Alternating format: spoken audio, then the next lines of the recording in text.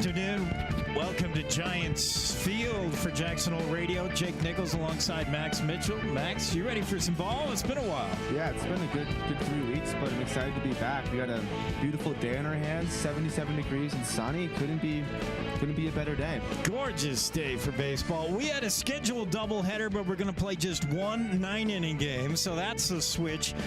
Same teams, though, that we're going to play today. Pocatello Runnin Rebs and the Jackson Giants. Post 4 against Post 43. We're just minutes away from first pitch. We'll get the lineups to you. I think we have just our Giants so far.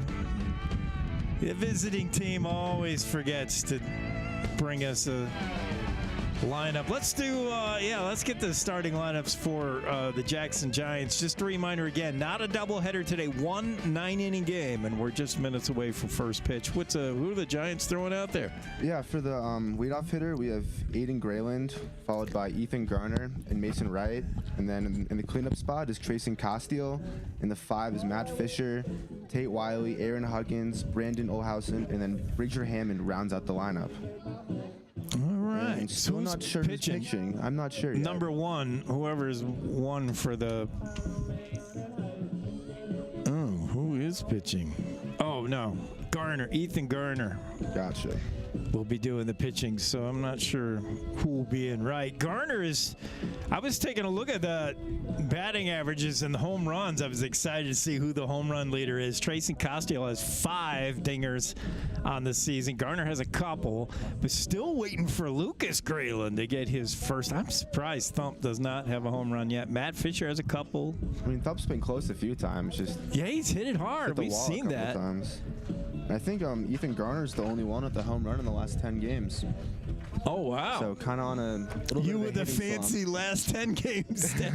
Speaking of how things are trending, not too good for Post 43. Jackson Giants have lost 8 in a row. They're on a slide, and they've played some tough teams, and they've had tough games. Pocatello, meanwhile, on a 4-game winning streak. Pokies come in, Runnin Rebs come in with an overall record of 28-6. Jackson Giants just a game under 500, 2 games under 500 at 20-22.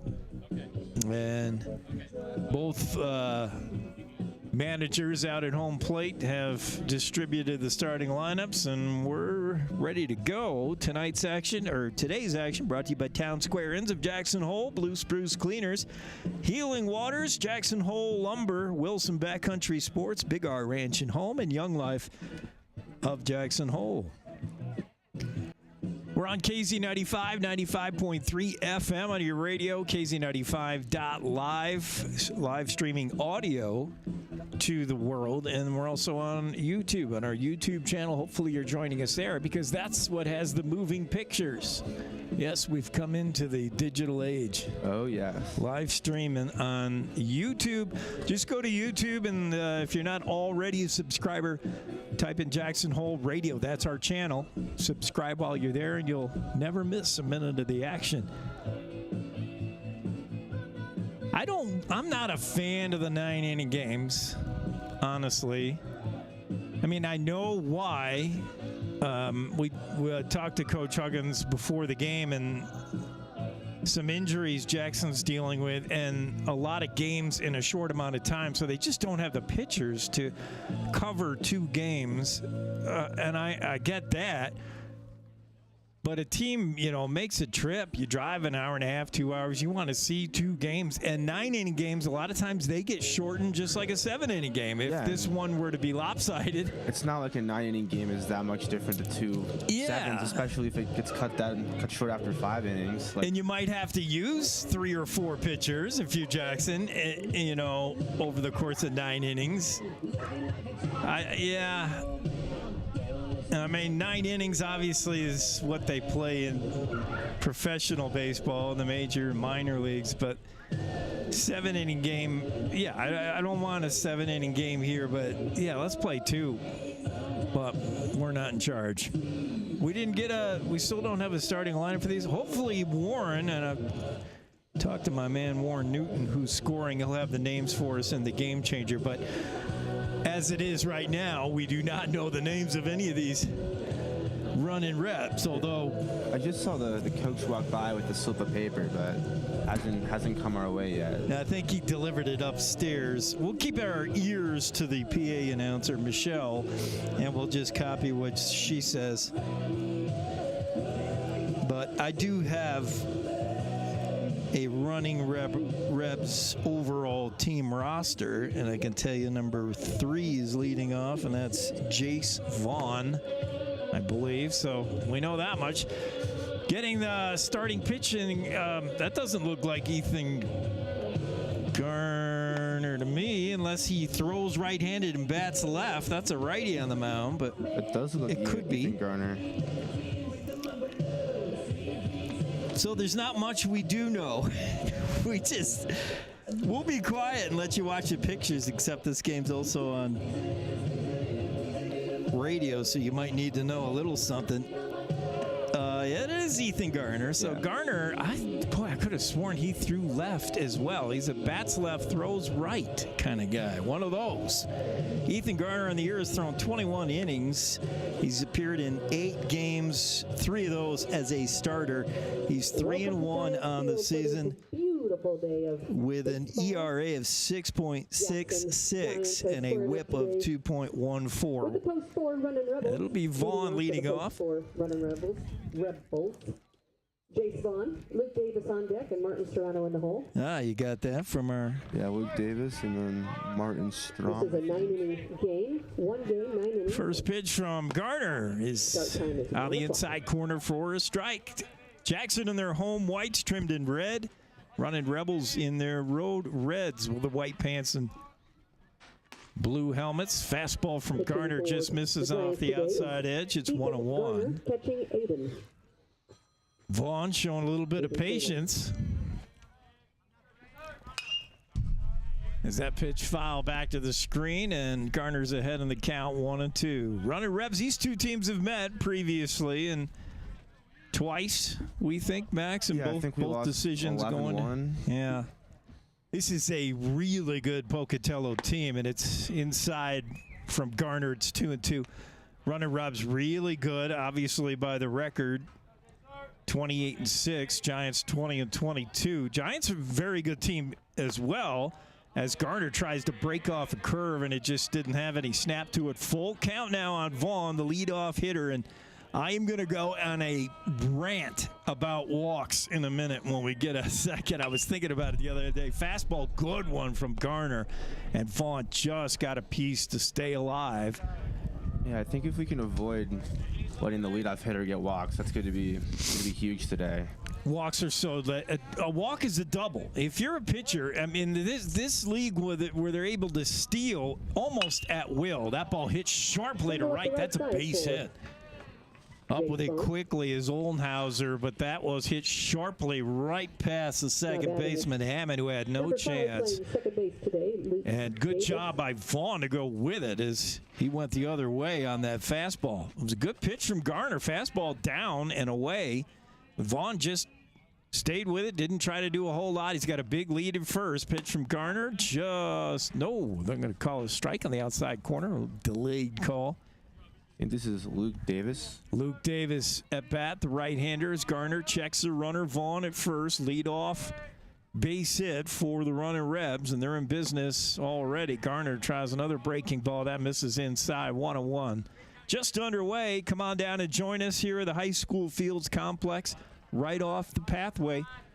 9-inning game, plenty of time to get here. Grab a hot dog and enjoy some sunshine, beautiful day, and some baseball. On the move is Vaughn. Throw down from Grayland, not in time. Vaughn steals second. And there's the stolen base. So now Vaughn at second. That takes away a potential double play and takes away that force. Huge, and it puts a runner obviously in scoring position should Davis get a hold of one here. Pitch from Garner, misses up and in. 3-1 now. You do have a place to put him, but you got your number 3. You got to think 3 and 4 hitters are your RBI guys. Yeah, so be careful to put get over the plate. Yeah, don't put 2 men on base. That pitch fouled straight up. Maybe a play for Grayland. No, he's going to run out of room as it just behind the backstop. So full count, Garner. He went full with the leadoff hitter Vaughn, and then Vaughn single to right. We'll see what Garner does here, but you got to be looking fastball if you're Davis. Runner at second, nobody out, just underway, Giants field. 9-inning ball game between the Rebs and the Giants. Pitch from Garner, that's fouled off the right side. Davis a little bit late on that. Yeah, you think Garner throws pretty hard? He's a hard thrower, and you've got to figure, yeah, that's an aim at fastball, so there's probably a little bit off it. Not his best pitch, but Davis was behind on it. Another 3-2 payoff pitch coming. Garner takes 2 looks at Vaughn at second and out deals. That's called. Strike 3 in the inside corner. Davis was trying to sell it as he was a third of the way down the first baseline. Yeah, that just snuck in the corner. Yeah, at this level, I like the umpires that have a lot of black on the edge of the plate. You know, you should be learning to swing. Here comes a left-hander. Who is this? Saramo, the left-hander. So 1 out, and Vaughn still at second. Garner deals first pitch right down the middle, 0-1. Saramo just kind of looking at one here. Infield shifted well to the right side. Outfield as well, playing the lefty to pull. Saramo with that open stance. That pitch swung on. It's hit the other way. Fox is going to Fisher going to drift under it, makes the play. I'm always wanting to call Matt Fisher Matt Fox. That's like an actor, right? Matt Fox? I don't know why. I don't know the name Matt Fox. I swear, Matt Fox, I'm pretty sure, is an actor, and he was born in Crowheart, Wyoming, and he was famous for some TV series. Check that out. All right, 2 out now. Also, he's looking over Ethan Garner. He's had a solid season so far, pitching 21 innings. He's got 13 strikeouts, 20 earned runs, so just under 1 run an inning. Yeah. Hopefully we can keep that up because this is a really, really hot team and scores a lot of runs. So if we can keep him at about 0 to 2 runs an inning, it'd be pretty solid. That might work. It's a 1-1 count now on Wilhelm. Garner's been a handy guy out of the bullpen last year and the beginning of this year, but they kind of need everybody to do everything, so he's starting in this one as he misses outside with a fastball. 2-1 now on Wilhelm. 2 out, leadoff single by Vaughn, but he's still stuck at second after the stolen base. And Garner looks in, checks the runner. The 2-1 pitch, swing and a miss, took something off of that, and Wilhelm came out of his shoes swinging at that. Now what do you do? 2-2 count. You still got the count in your favor. Garner shakes off one sign from Grayland. Now we'll see what he comes with here. Throw it away outside. Yeah, outside corner. Oh, just missed. Full count. And Garner was making his way to the dugout. I feel like that's payback for the strike last at bat. Might have been a makeup. Full count now. Garner's thrown a lot of pitches. He's run almost everybody full this inning. Payoff pitch just misses up and away. Ball 4, and that puts runners at first and second now. For the Rebels, playing center field today. Still 2 out. McCaden Evans. Center fielder Evans.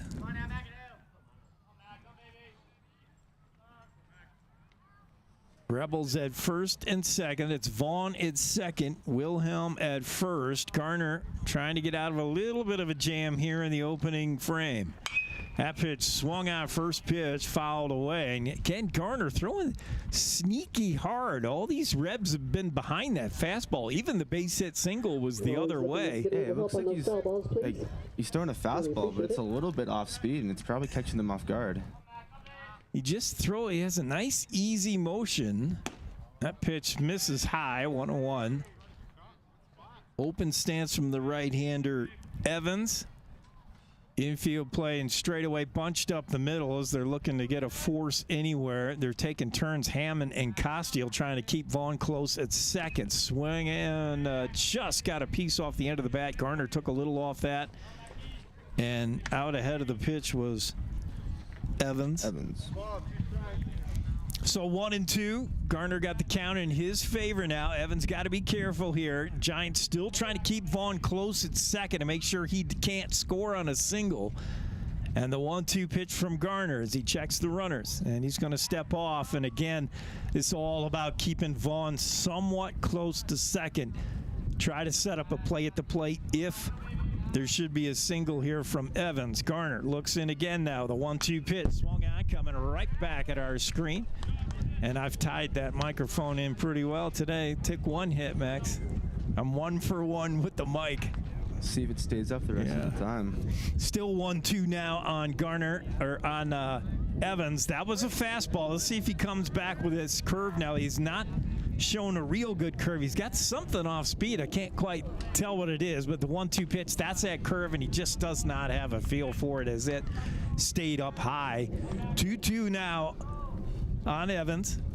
I know we talked about the lack of pictures. He's already got 30 pitches in this first inning. Yeah. It's looking like we're going to have to go through a few guys. Swung on, that's hit well to center, but tracking it down is Mason Wright, and nice job. Wright is just so much speed at center. He tracked it down with no problem.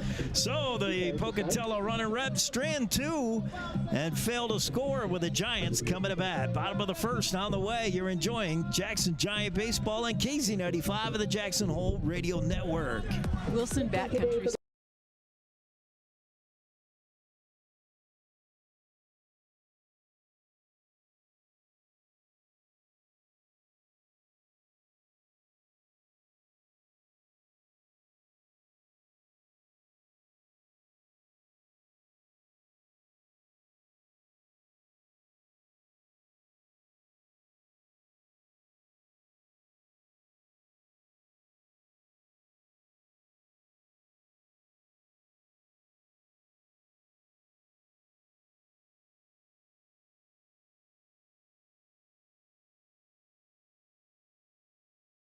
Watching and listening to live coverage of Jackson Hole High School sports on KZ95.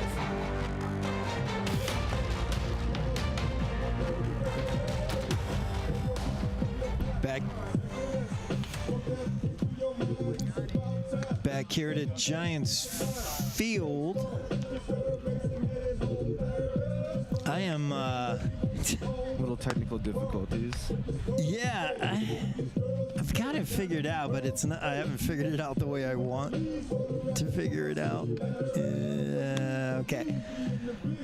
Bottom of the first, Giants getting their first licks after Pocatello threatened a little bit in the top half and just could not come through with a run. Good job by Ethan Garner to hang with it. This kid, whose win is our pitcher. I'm going to try to get a first name from him. I do have the Pocatello's running reps. Alex Wynn. Okay. We can just make up names like we did that one game. We have done that, but I do think we have some Pocatello people listening in, so I want to make sure I get their kids right so they know who's who. Alex Wynn, the right-hander, will work to Aiden Grayling. Grayling was a leadoff hitter for a little bit last year, and it's because he's just such a good contact guy. I liked Matt Fisher there, actually, but Grayling's hard to strike out. He's a real good. He's been hot. He's been the hottest hitter on the team in the last 10 games, batting .481, 13 hits, 27 at bats, 6 RBIs. Another reason to have him there is he skies this one foul territory. Third baseman over to play it. Got room, makes a catch right in front of the dugout. That's Gunderson, and a good job to stay with it. I mean, that was right. That was close. In front of the dugout. In fact, third base coach and team coach Jason Huggins was standing right next to him when he made this catch, and I was waiting for Huggy to reach out and knock it out of his mitt or something. They don't do that. Look at the shift. Big shift for Garner. So Pocatello knows very well Ethan Garner is a pull hitter. We've talked about it. A lot of teams don't know Jackson that well. Pokey knows these Giants, and they got the book on Ethan Garner. Dead pull hitter, and they are shifted big time. And that one hit into right, and a base hit anyway. Even with the shift on, throw to first just in case, but the second baseman, Davis, was playing almost a shallow right field. That ball just 30 feet back. That ball just fell right in front of him. He's kind of playing a rover there, and Garner hit it right there. I mean, they had it right, but Ethan just kind of hit one with some top spin and a base hit. So Some Garner, speed. yeah, Garner's on. One out, one on. It'll bring up Mason Wright, the left-hander. He leads his team in RBIs as he swings at the first pitch. That's a base hit between first and second. Up with it quickly, the right fielder. Garner's going to hold. It's second. Foltz gets it in pretty quickly. I'm surprised. Ethan didn't. Yeah, I don't know if. Yeah, but Huggins is saying he wheel him. Actually, I looked over to Coach Huggins to see if he had held him up, and no. Huggins is talking to Garner now, saying you should be here at third. Through his body language, just looked like he hesitated a little bit. Got to the base, turned around, and then he just couldn't commit to running the third. Yeah, I mean, a base hit to right, a ground ball base hit to right. It wasn't hit real sharply. Yeah, he should be. That's a good slider there. That's first pitch swing and driven to center. Catch made. Garner tagging. Throw to third is a beauty, and they got him. Oh, my. What a hose from Evans at center.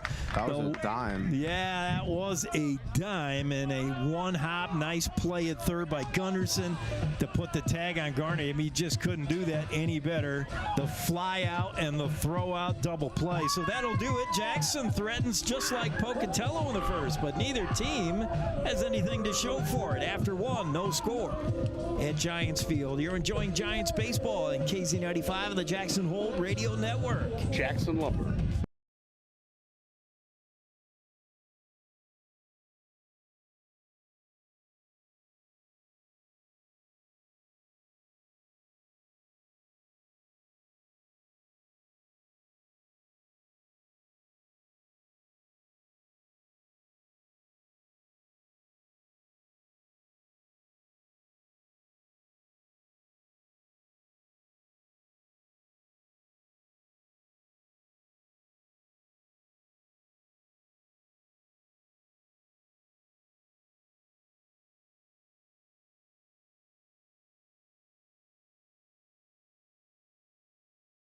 Let's get back to the live action on KZ95. Here's Jake Nichols.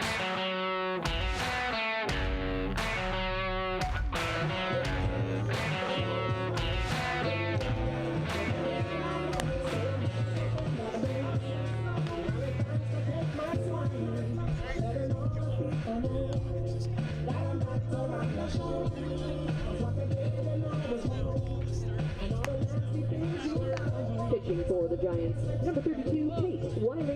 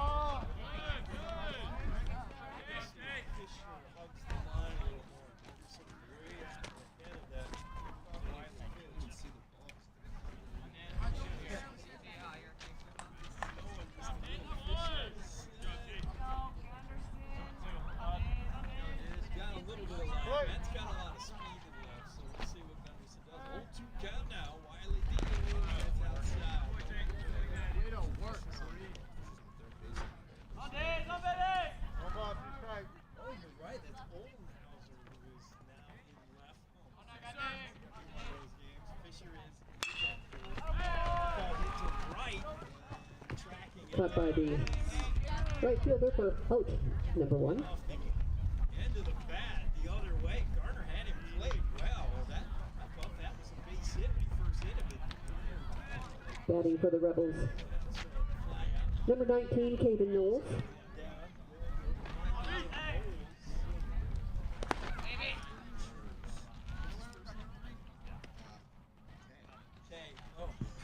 That works.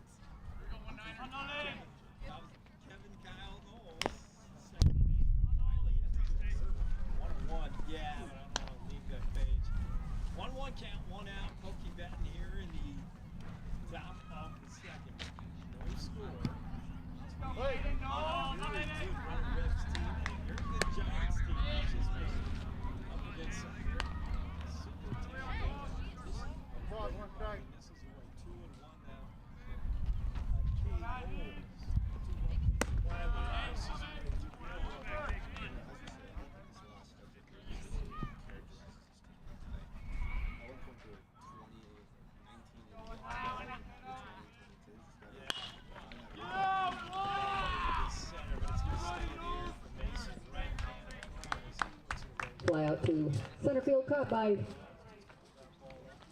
Mason Wright. Out number 2.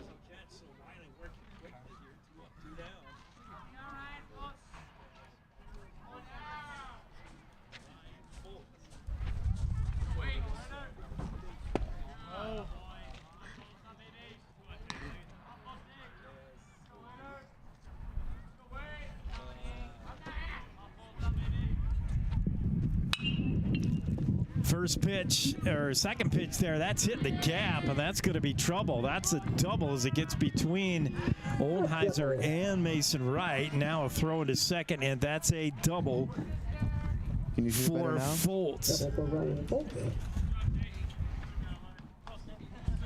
So a 2-out double, and Runnin Rebs trying to get something going. Wiley was cruising for a second. It brings up the left-hander.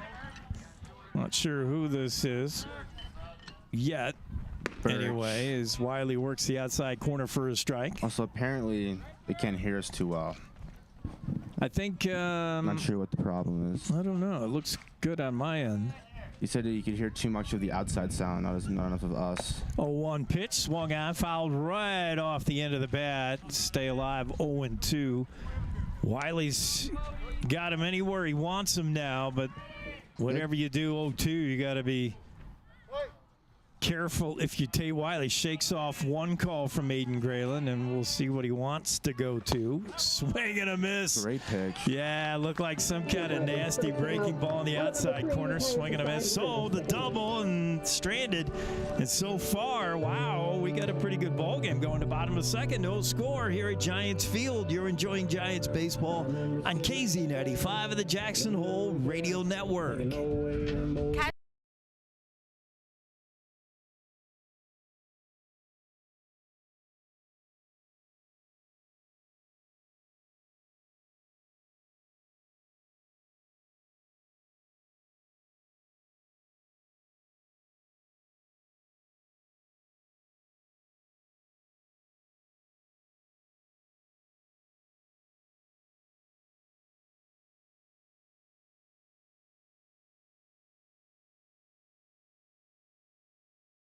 KZ95 with live coverage of the Jackson Bronx.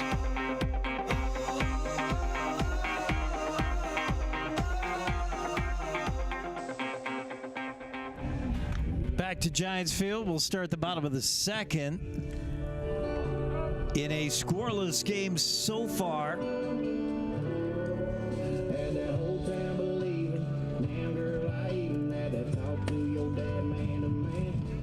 Pocatello Runnin Rebs and the Jackson Giants post 4, post 43. Going at it. I'm going to fix my inning. Yeah, bottom of 2. Now I'm ready. Leading things off for the G-men. Who is that? As that pitch good, curveball, swing and a miss. Fisher got fooled with that one. What a breaking pitch. Number 8, Matt Fisher. That was nasty. 0-1 pitch. Fastball misses away for a ball. And this is... He's an interesting release. Kind of goes way outside with it. Yeah, comes back in. Almost a side armor, like a 3/4. That's another curve, but that stays high. 2-1 now. He's got a really good sweeping breaking ball. A lot of movement on it because of that kind of 3/4 delivery. Yeah, that swung side on, spin. chopped to short. That's going to be a tough play as Vaughn lets the ball play him, and he's never going to throw out Fisher. That was a high Baltimore chop, as they say. I've also got the last names now. Oh, sorry, the first names. Yeah. Oh, we got everything we need now. Exactly. Okay, cool. That brings up Tate Wiley, who came into the game to pitch in the top half of this inning. Tate's a left-hander, but he throws right, and throw over to first base to check Fisher. He's back. Fisher got a ton of speed, should be galloping here shortly, but we'll see what kind of arm Wilhelm has, the catcher. As that pitch misses outside, runner going, throw down, and they got him. I wondered if the tag was applied. The throw was there in time, and it was a perfect pitch to steal on Wilhelm. That was a fastball away, not necessarily a pitch out, but it was the same effect as a pitch out because Wilhelm was up out of his crouch. Yeah, the tag was certainly applied, hit him in the back of his leg. Just wasn't sure if the hand got to the base in time. Yeah, I wasn't sure. Yeah, certainly took his time to. Wilhelm showed a real good arm there, and everything worked perfectly. It was the fastball away. Wilhelm was up and gunning very quickly, and even with Fisher's speed, they got him. So now a 2-1 count on Wiley. That pitch hit the other way. That's a base hit. Left fielder trying to track it down to make sure it stays a single. That's Birch, and he will, as that ball was trying to get down the line. Wiley going the other way, and now that runner burned down stealing starts to sting a little. Yeah. I mean, you got to send Fisher any chance he's at first and at least test the arm of Wilhelm, and maybe now you don't test him anymore. You know, you see what he's got, but brings up Aaron Huggins. 1 out, 1 on. Curveball on the outside corner for a strike. And that is a pretty nasty curve. It's spinning. Yeah, he got a lot of spin on it. And the way he releases it, it's moving away from Aaron Huggins. Another curve. Huggins hits it right back up the middle. That's a base hit. Right over second base. 5 hits in 2 innings? I think so. Jackson hitting a little bit. So is Pocatello, although neither team's been able to push one across. So Wiley moves to second with 1 out. Runners at first and second. Who's that? That's Oldenhauser, who steps in. First pitch is a fastball on the outside corner for a strike. 0-1 on Oldenhauser. Started the game in right, has moved to left after the pitching change as Wynn looks in. Alex Wynn, swing and a miss. That's that curveball again. And yeah, the way he throws it, it's nearly sidearm, and he kind of falls off the mound as he throws it. Very deceptive breaking pitch. That pitch, that's hit the other way. That's a base hit for Oldenhauser. Wiley's going to chug into third. No chance to send him home as the ball is in quickly. Good job by Foltz to jump on at the right fielder, but that's 3 straight singles by the Giants. Who's up? Only it's Bridger Hammond. Bases loaded Hammond. Bridger bases loaded Hammond at bat. Bridger, I hate to say it, but he leads the team in strikeouts. I'll just mention that to motivate him. I'm pretty sure has the most strikeouts on the team, or he's up there as Wynn misses high with a fastball 1-0. 1 out. Double play is what the Runnin' Rebs want. Giants would love a ball in the gap here and bring in a couple. That's chopped to third, coming home with it for the fourth. They got 1, throw to first, and they got the double play. I jinxed us. The Runnin' Rebs did get the double play. Gunderson on the chopper to third, came home, and we've already seen Wilhelm's arm. He stepped on the dish and then fired a BB to first. Reminds me of that catcher a couple weeks ago. Really good defensive team. Jackson threatens but leaves the bases jacked, and we're still scoreless after 2 here in Giants Field. You're enjoying Giants baseball in KZ95 and the Jackson Hole Radio Network. In case you haven't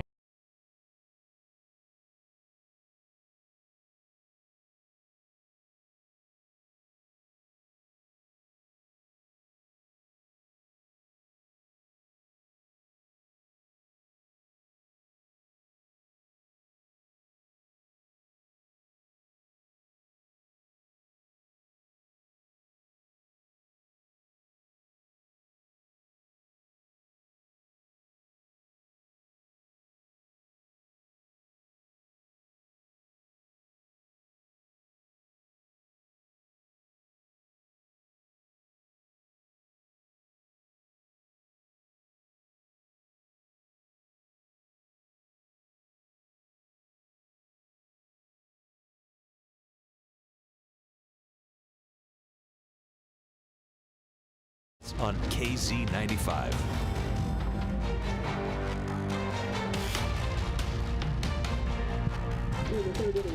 Jake Nichols, Max Mitchell alongside Giants Field. No score as we move to the top half of the third. Yeah, back to the top of the lineup, Jace Vaughn. Jace Vaughn swung on first pitch. High fly ball to left. Olheiser looks like he's got it, and he does. That was up in the air for a long time. Yeah, good 4 seconds right there. Yeah. Vaughn is up and down quickly. One swing, and he's done. It's still Tay Wiley out there for the Giants. He took over for Garner, who worked just the first inning. Now it's Luke Davis, the position does he play? First pitch from second baseman. First pitch from Wiley misses outside, I believe. Yeah, 1-0. That one's low. 2-0 now. Haven't seen that from him yet today. Everything, all his misses have been just a little bit high. Wiley's usually around the plate. That's a nice hop to the third baseman, Fisher, who throws a strike to Huggins. And just like that, there's 2 down. The lads are fired up after that. Yeah, well, and Wiley did the same thing when we saw him last time. He just pitched into contact, let his defense make the plays. Fisher, I've not seen him at third ever, and he looked pretty good there. Yeah, he's usually the left fielder. He's on the left side of the field, but they made a nice play there. Here comes the left-hander, Ceramo. First pitch low for a ball. 2 out, nobody on for the runner-ups. Neither team, both teams have been able to get things going and get base runners. They just can't get anything across as Ceramo chops that one foul down the first base side. 1-1. Wiley likes to work quickly. Wind blowing in. Swung on, and again a chopper foul, and it's 1-2. Yeah, he doesn't need a pitch clock, I'll tell you that. He's taking like 5-10 seconds and just throwing again. Yeah. Wiley again shakes off. This is going to be that curveball in the outside corner maybe, and misses away. 2-2. Last time Wiley shook off Grayland, he wanted to throw that backdoor curve to a lefty, and it went for the strikeout. Now 2-2. And that's chopped to second. Hammond up with it easily. Gets a nice hop throw to Huggins. 3 up, 3 down. That's it. Quiet, fast inning. Will move to the bottom of the third. We're still scoreless here at Giants Field between the Runnin' Rebs and the Jackson Giants. We'll be right back with more Giants baseball on KZ95 and the Jackson Hole Radio Network. Almost anything Big R's got.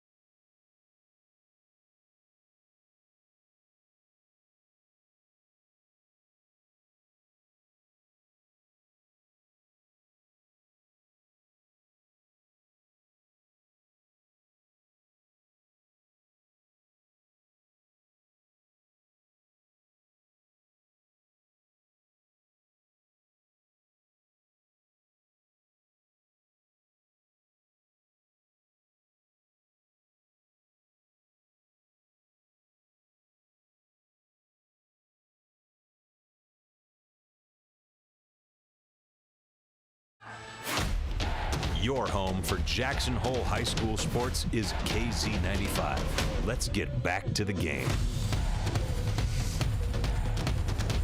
So we have no audio coming through on the commercials on our YouTube channel, and I kind of know why, but there's not much I can do about it right now. At least we have audio coming through radio. So yeah, if I had to make a choice, I'm going to go with that. But when you see a commercial on our YouTube channel, you're just seeing the pictures as the Giants will try to be the first team to get something going. Leading it off is Grayland. There's that curve from Alex Wynn, a good one, but it's high, 1-0.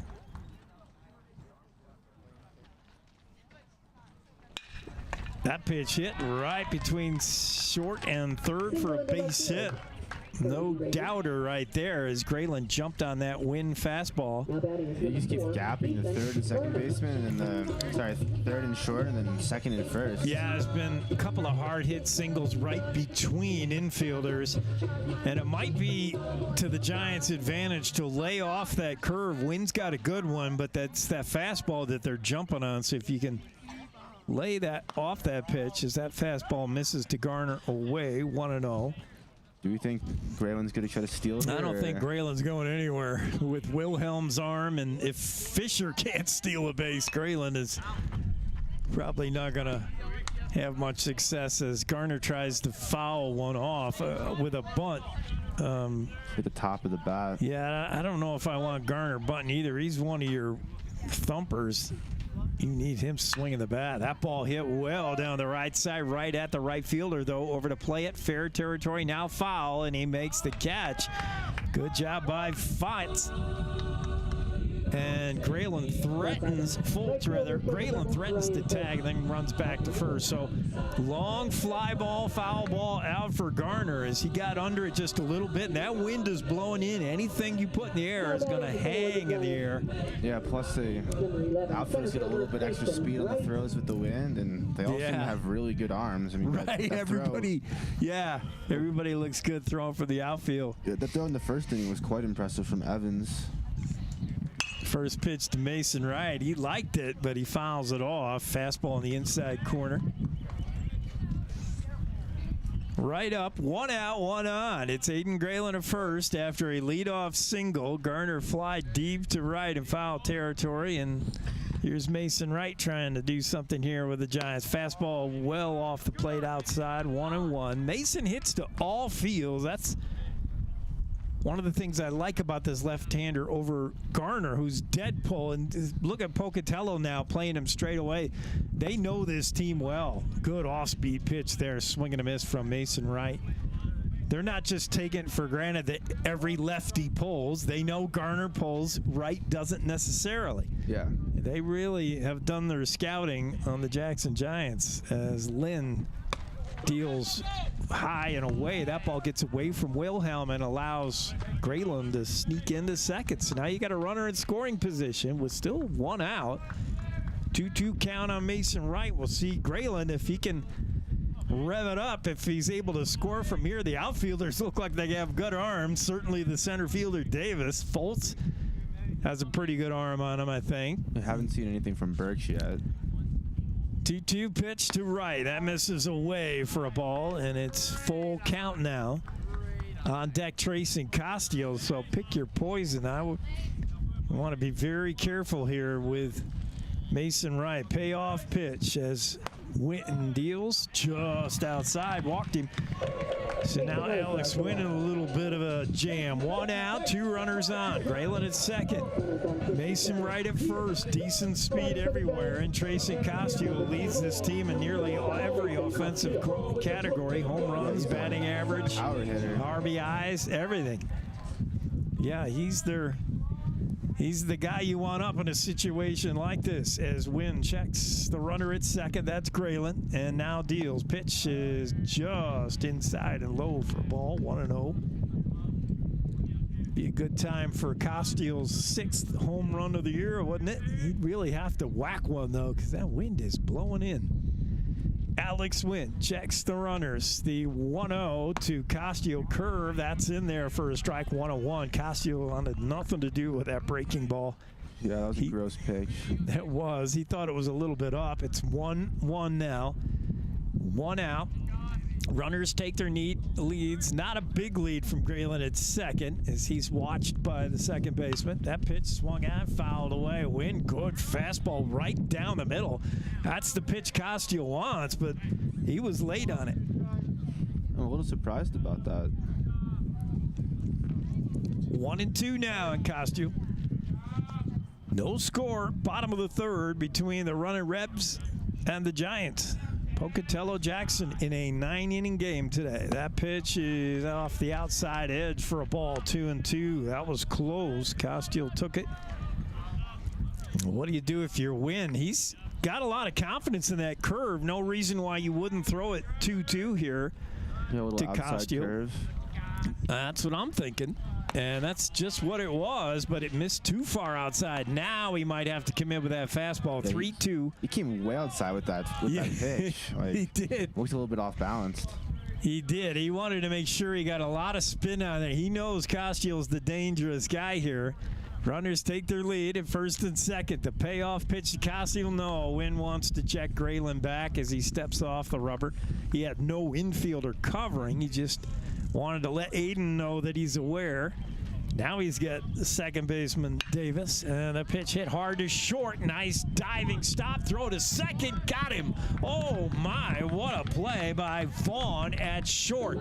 Diving to his right, came up with it quickly and threw to get the force at second. Mason Wright is very fast and still couldn't beat that throw to second. What a play by Vaughn. So the Rebs get at least one more out. 2 down now, runners at the corners.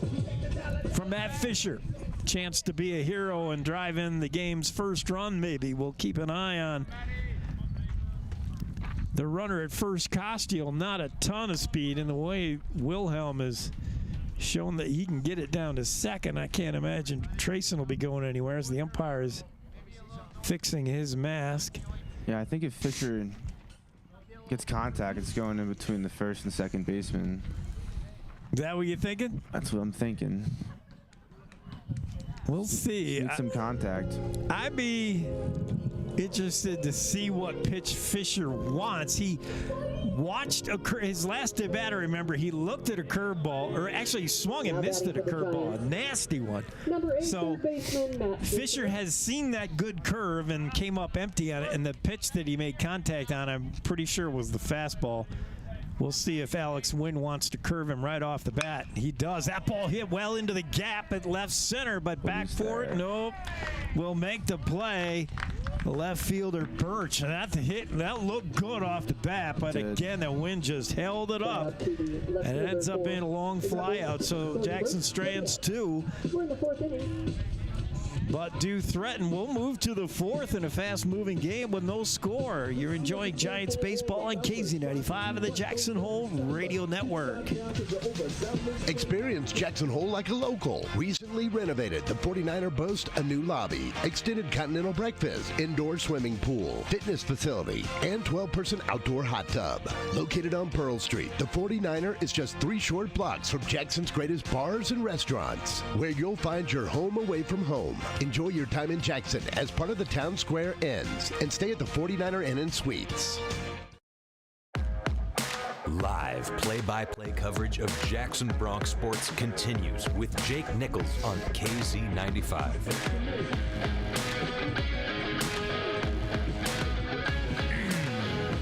Back to the action, top of the 4th, and Tate Wiley will be throwing. I'm not sure why you pitch Garner for 1 inning and then pull him in. He did throw 28 pitches. He threw a lot of pitches. So much of it has to do with pitch count in American Legion baseball. There's rules to protect players' health. I mean, Wiley's looking good. He's throwing 23 pitches, 14 strikes, 1 strikeout. I was quite impressed with his first 2 innings. I mean, I think it was the 15th and 16th inning he's pitched all season, but every time we've seen him on the mound, I know. I want to see more of him. I do too. He's looked really good so far. Especially given Xander Witt's out, he could be sort of a replacement for that. Top 4, no score, and usually that's because I've failed to update it, but I promise you there is really no score yet. This is a cool name, Gunnar Wilhelm. Gunnar Wilhelm, the catcher, as Wiley misses up and in with a fastball, ball 1.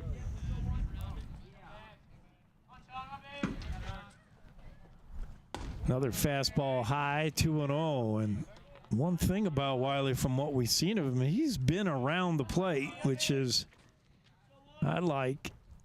Not a wild pitcher. Oh, that one is all the way to the backstop, and it's 3-0 now on Wilhelm. Wilhelm hasn't taken the bat off his shoulder yet.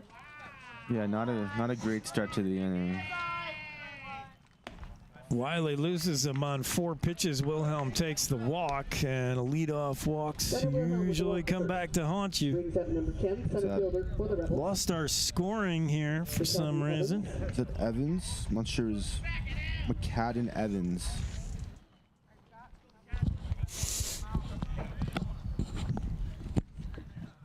All right, I'll buy that. Oh, yeah, Evans, the center fielder. Yeah, boy, this kid showed off his arm as that pitch misses away. 1-0. Wiley yet to throw a strike now in 5 tries to begin the 4th inning, and cruising as he was, he's in trouble here, and nobody's put a bat on the ball. That pitch misses away. Wiley tried to aim that a little bit, 2-0, and now... Got to get over the plate here. Yeah, this is one of those times you got to come out and talk to your pitcher. I'm not sure what's wrong, but that's why you make a visit and say, what's wrong, Wiley? That pitch inside, ball 3. Wilhelm at first. Davis. Dangerous right-hander with that open stance. Evans, sorry, as that pitch in there for a strike. Throw down to second with a runner going, not in time, and Wilhelm has the stolen base. So taking all the way is Evans, and Wiley finally does throw a strike. It's 3-1 now, and Evans and Wilhelm down to second in scoring position. Pretty good speed for a catcher. I always say that, assuming catchers are always slow. Evans fouls that one off. He's not getting there. I've noticed that orange bat Evans uses is really loud. Yeah, it's got some pop to it. The last time up, too, he hit a foul ball down the right side. Like, it's just loud sounding, everything off it. 3-2 pitch coming from Wiley. He checks Wilhelm at second. Wind really blowing in now. Payoff pitch swung on and missed, and Tate Wiley comes back from a 3-0 count to get Evans swinging. It's got to be great for the confidence there. Gotta be. After seven straight balls. You're right, because, yeah, his confidence was trending down, and then the strikeout, that's a big boost. So 1 out now. Wilhelm at second. First pitch here. Gunderson hits it off the fist and a little looper right to Tracing Costiel, the shortstop who makes the catch. So 2 out quickly, and now this looks like the Wiley of innings 2 and 3 as he just mowing them down. For the Rebels, Caden Knowles steps in with Wilhelm still at second. Pitch from Wiley is somewhere. Boy, that was close. Low for a ball, I guess. 1-0. 2 down. Top of the 4th. No score. Wiley's pitch low. 2-0. Something about Wiley's pitching, just hitters can't really square him up. Nobody's really hit it hard on him. Chops or foul balls. Yeah, nobody's really squared him up, barreled him up very good. That pitch is in there on the inside corner for a strike. 2-1 now on Caden Knowles. Wilhelm, the catcher, after the leadoff walk, is still stranded at second. That ball hit well to center. Mason Wright. No, that's going to be a no man's land, and it's in there off the glove of Bridger Hammond. And coming in to score with the game's first run is Wilhelm. I'm shocked he didn't leave that for Ethan Garner because he was tracking it. Yeah, Garner was coming in hard from right. Mason Wright was the guy I was watching. He had the longest run, though. And Hammond, the second baseman, obviously he's running backwards, has the toughest play to make and just could not make it. Yeah, the ball went off his glove, and he had to score that a hit, I would imagine. Just one of those seeing eye fly balls that just found a home in shallow right. Just a little blooper. It allows Wilhelm to score, and we get a 1-0 Runnin Rebs game, and Huggins is going to take the opportunity to have a powwow on the mound and maybe encourage Tate Wiley. Look, you were that close to being out of your 3rd inning with no damage. It's just a freak thing. Yeah. I mean, I don't think that was much deserved on Wiley's part. No, I mean, he hasn't really been hit hard. It's that leadoff walk, I'm telling you, statistically always comes to get you. Always. This is number... So on the throw home, it allowed Knowles to reach second. So Knowles on second. Now we got Ryan Foltz, who's 1 for 1 so far. Ryan Foltz, the right fielder, takes low for a ball. 1-0.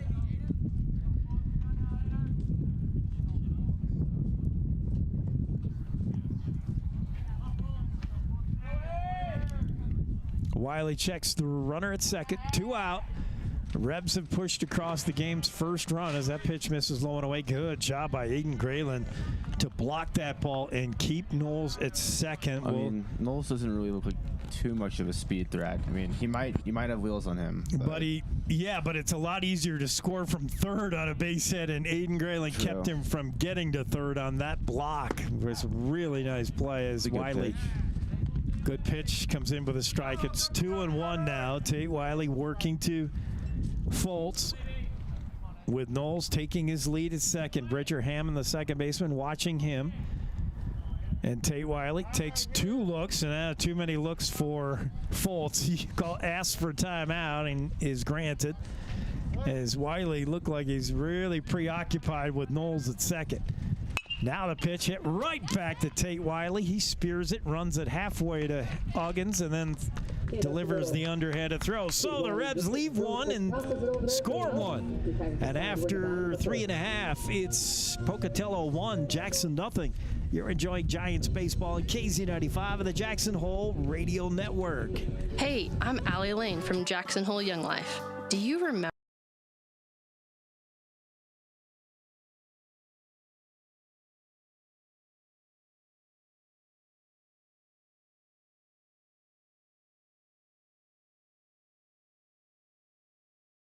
that they are loved and their story matters? Young Life leaders enter the world of teens, focusing on what matters to them: fun, adventure, friendship, and a sense of significance.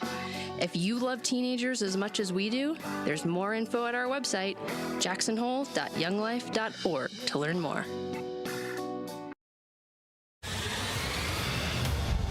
You're watching and listening to live coverage of Jackson Hole High School sports on KZ95.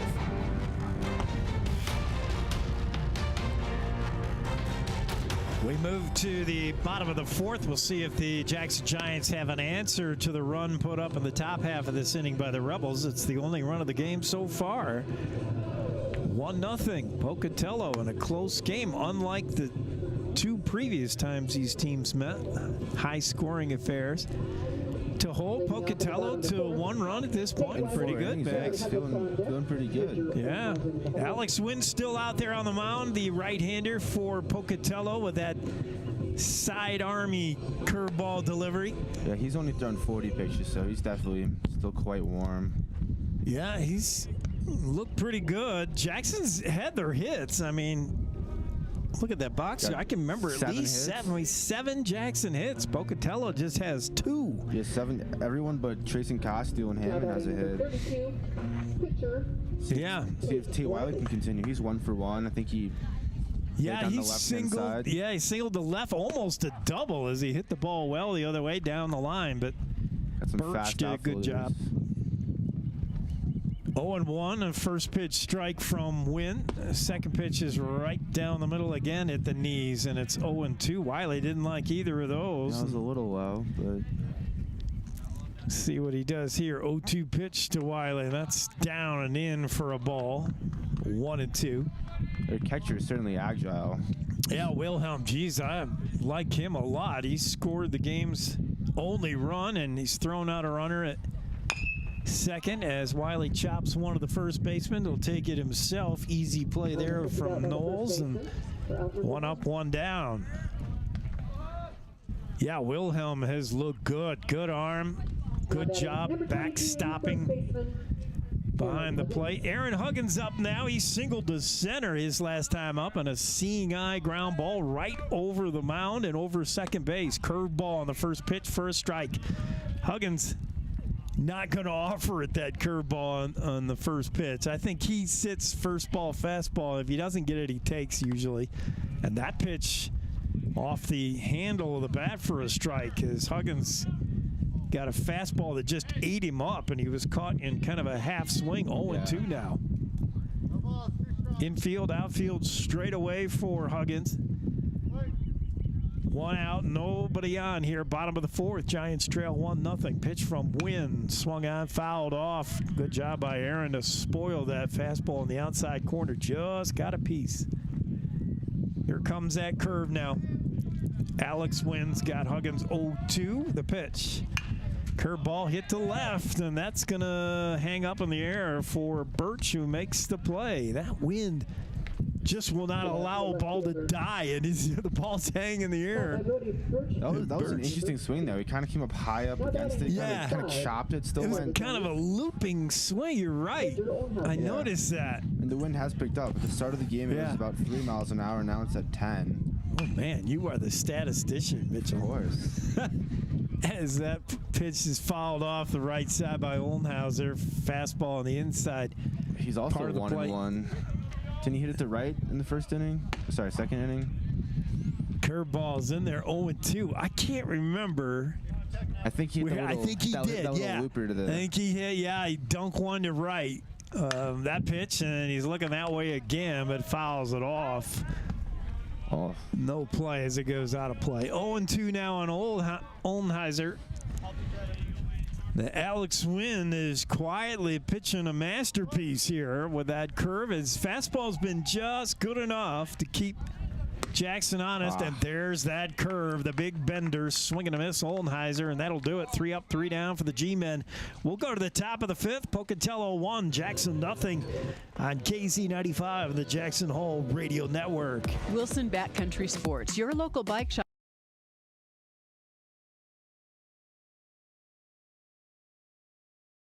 And e-bikes. Want to avoid the traffic this summer? Come get an e-bike for your commute and be smiling as you pass the line of bumper-to-bumper cars. If your bike could use some love, they have professional, experienced bike mechanics that can repair and tune your bike to its full potential. Wilson Backcountry Sports. They can outfit you with unique cycle clothing, bike accessories, offer rentals, and give you local trail information. Come visit the folks at Wilson Backcountry Sports, the bike shop located at the base of Teton Pass in Wilson, just 10 minutes from the busy city of Jackson. You're watching and listening to live coverage of Jackson Hole High School sports on KZ95.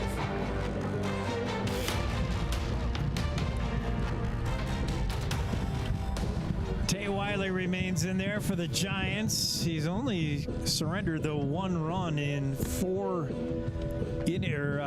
innings of work. Garner started this one. Ethan Garner. Certainly wasn't an earned run for him. I mean.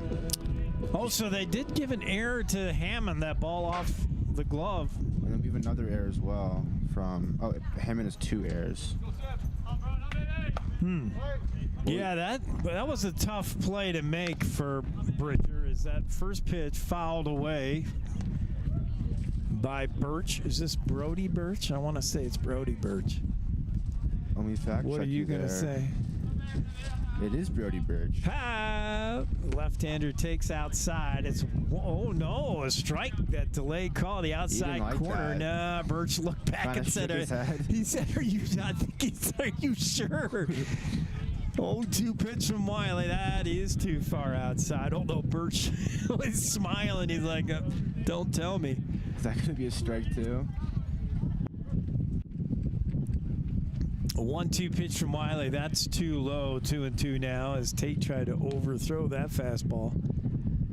Just underway here in the 5th. Top half of the 5th. 1-0 Pocatello in a fast-moving 9-inning game, remember.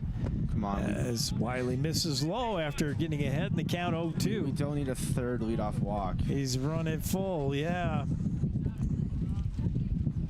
3-2 pitch from Wiley. Swung on, chopped foul, and that went off Birch and foul. Looked like it went off his foot or something. Yeah, while he was standing in the batter's box, so that's a foul ball. Tate was snatching it up and ready to throw to first. He wanted the out here. It's another payoff pitch coming to Birch. Outside corner, that's a strike, and Brody knows it this time because that is the exact spot where he was surprised by the last call. Yeah, it just came back inside. It looked good curve there. Yeah, good job. Wiley is not afraid to throw that backdoor curve to left-handers. He likes that pitch. That's an impressive pitch with a full count, too. Yeah, to be able to, he's got good control. As first pitch here is hit well. Oldenheiser going back, and makes the play. Nice job by Oldenheiser, who looks very comfortable in the outfield. We haven't seen a ton of him. Usually that's Matt Fisher's job in left. I think I saw him play right field a little bit one game. We saw him play right field a little bit, and I just don't remember him as a fielder. I've seen him pitch, but as an outfielder, he looks very comfortable. He tracked that one nicely. This pitch hit, first pitch, base hit to right. Is that Luke Davis? And Davis, first pitch he saw, hammers one between Hammond and Huggins in the infield into right field. Garner up with it quickly. So a 2-out single here, and the Rebs aren't done yet. Now we got the DH, Serrano. Serrano, the left-hander. Martin Serrano. It's a big dude. Looks like he's about 6'2", maybe. And he hits this one right at Bridger. Nice. Hammond's up with it, throws to first, and the Pocatello Runnin Rebs, strand one, fail to score with just the one base hit. We'll go to the bottom of the fifth. The score still Pocatello 1, Jackson nothing. More, and the bottom of the fifth coming up on KZ95 and the Jackson Hole Radio Network. Experience Jackson Hole like a local while staying at the Antler Inn, Elk Country Inn, Cowboy Village Resort, or 49er Inn and Suites. With the best entertainment, dining, shopping, bars, and brews all in walking distance, you'll never want to leave. Call 1-800-4-TETONS or find them on the web at townsquareinns.com. Here's your voice of the Jackson Bronx, Jake Nichols on KZ95. We're on KZ95, KZ95.live on the internet for the audio only. You want to see audio and the video, be sure to come by our YouTube channel, Jackson Hole Radio, and subscribe while you're there. Got you covered every which way. Wind's still out there for the Rebs as he's throwing a shutout so far. He's scattered the hits. I mean, yeah, we do have 7 hits. I mean, I think our biggest chance was when we left 3 on base. Just hopefully we can capitalize because we're getting runners on base, just not doing anything when we. Both teams have stranded a bunch. Yeah, probably Giants a lot more than the. Let me look at the LOBs. Yeah, both teams have threatened and left quite a lot of guys on base.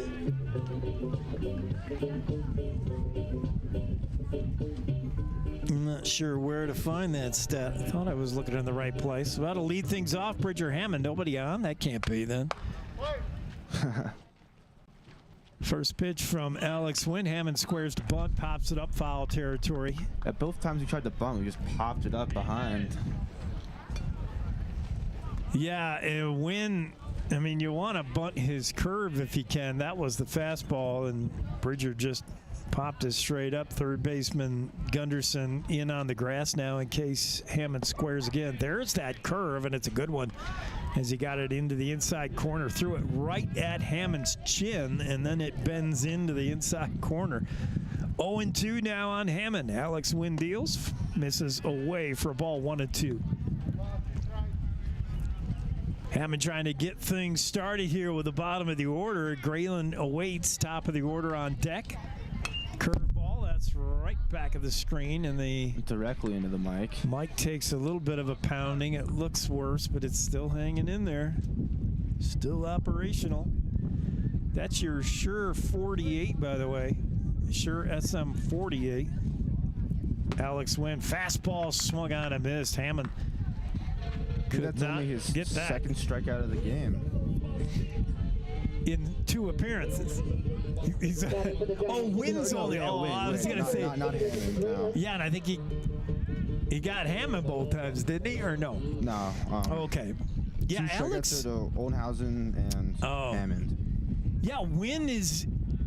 Yeah, he's been crafty. He hadn't really struck out a bunch, but he has just escaped danger.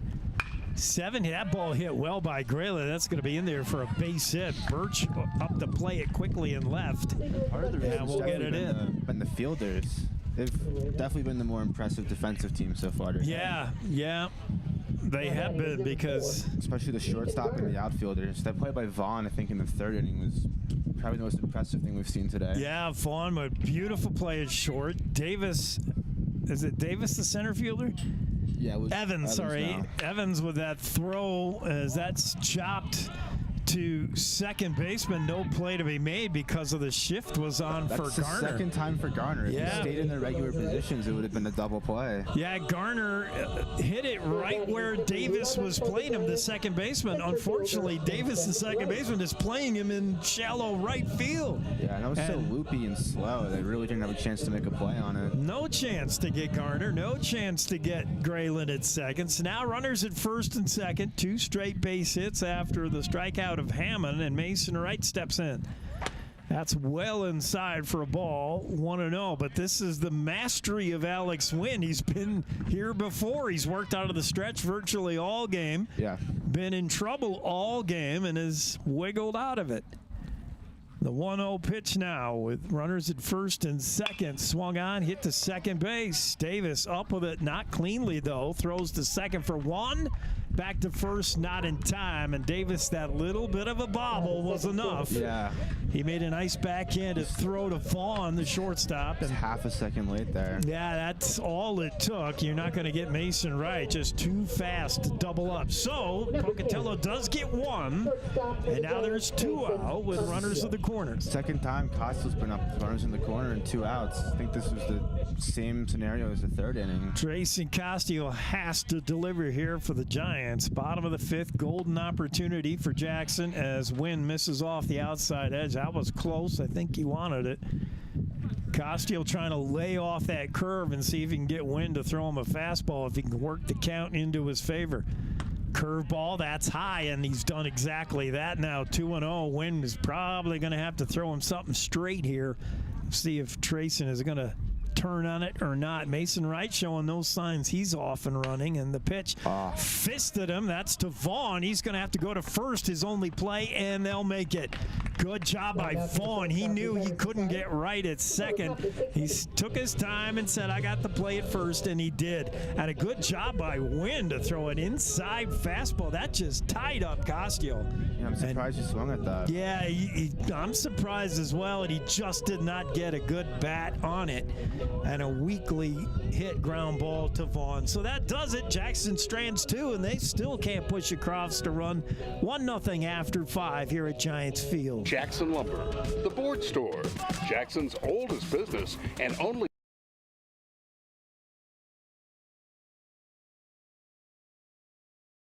right the first time. Jackson Lumber works with people who make a living building, so the tools they sell, definitely the best hand tools and power tools available, with names like Vest Tool, Milwaukee, Makita, Skillsaw, Senko, Fine, and DeWalt. Jackson Lumber, the board store at 130 South Gromont. Call 733-6000, 733-6000. Here's your voice of the Jackson Bronx, Jake Nichols on KZ95.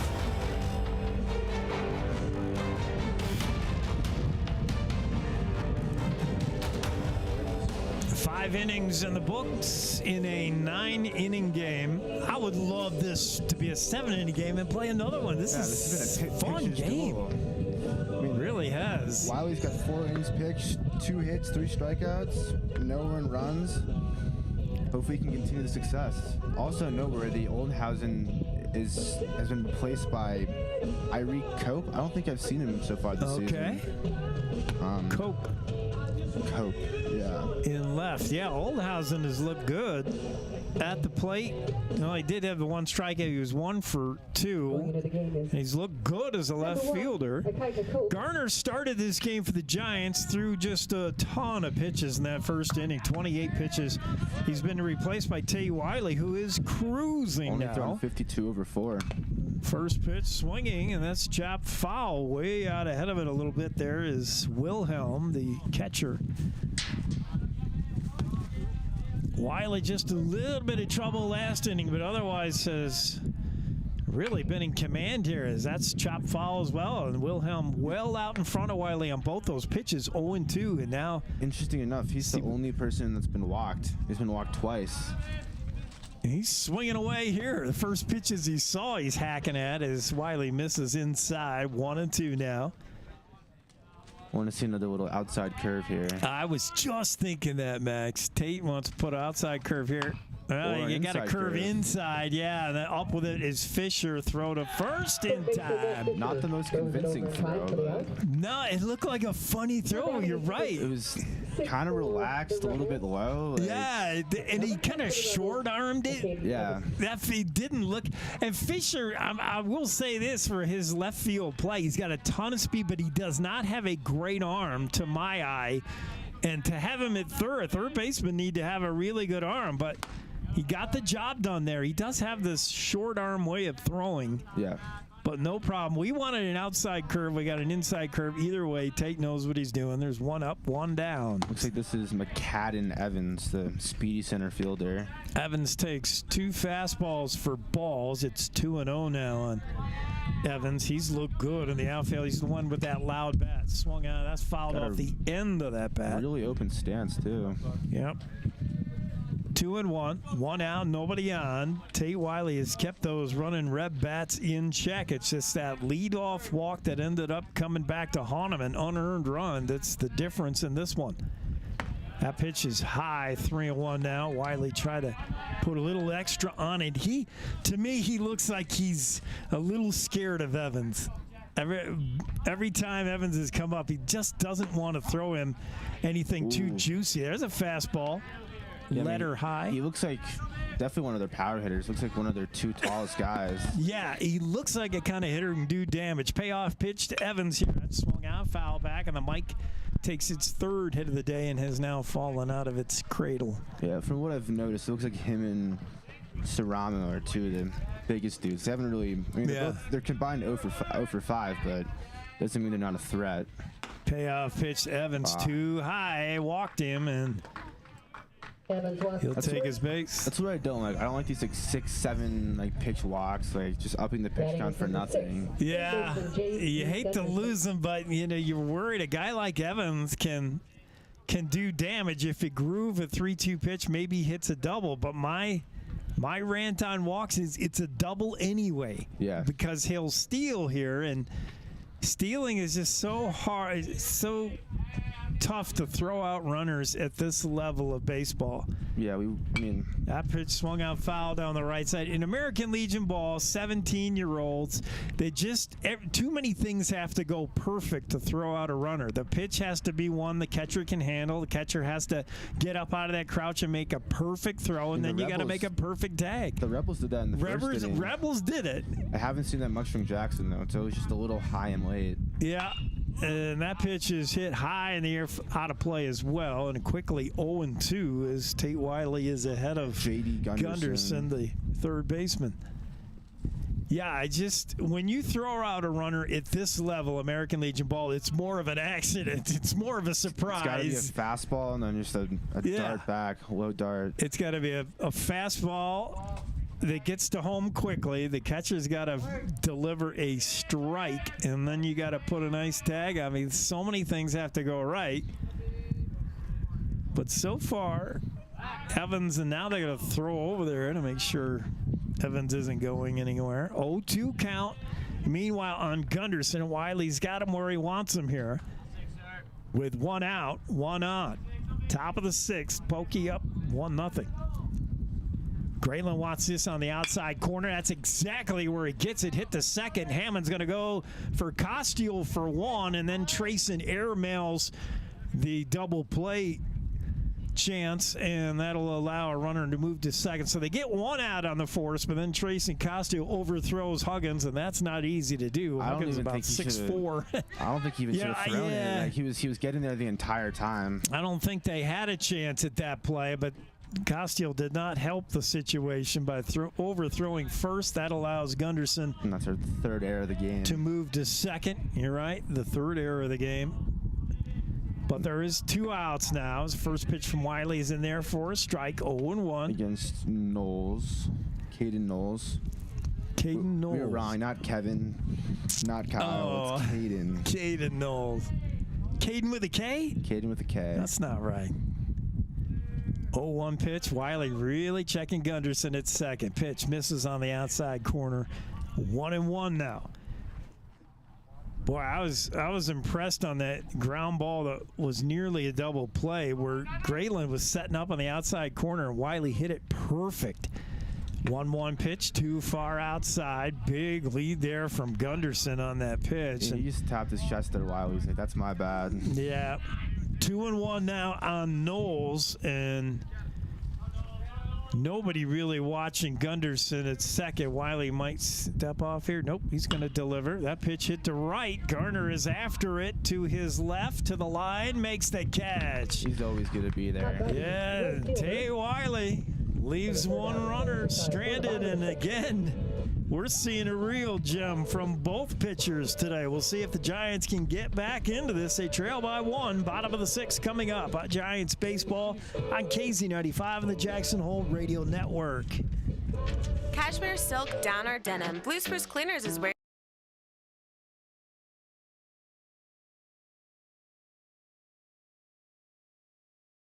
and expert tailoring on site.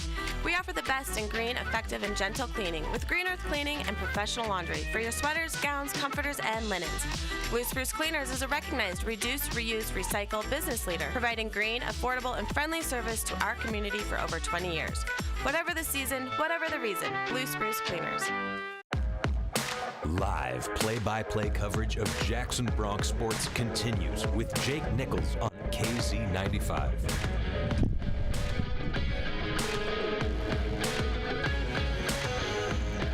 Bottom of the 6th, Giants have failed to score. That's the bad news. The good news is they've really held the Rebs in check, and just the 1 run from Pocatello.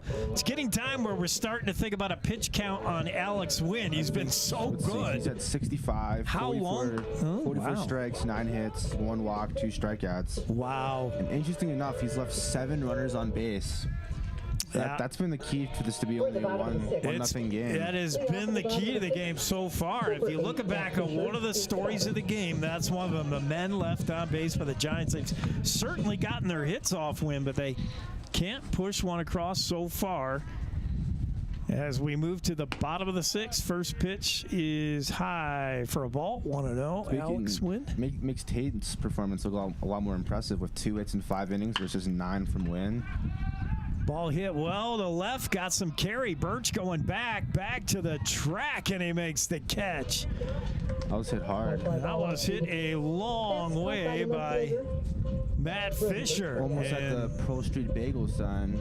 If not for the win, maybe that one had a chance, but that was hit a long way, and Brody Birch just back, and all the way to the wall nearly. I think it's going to be almost impossible to go yard today. I think so. Lucas Grayling is the batter.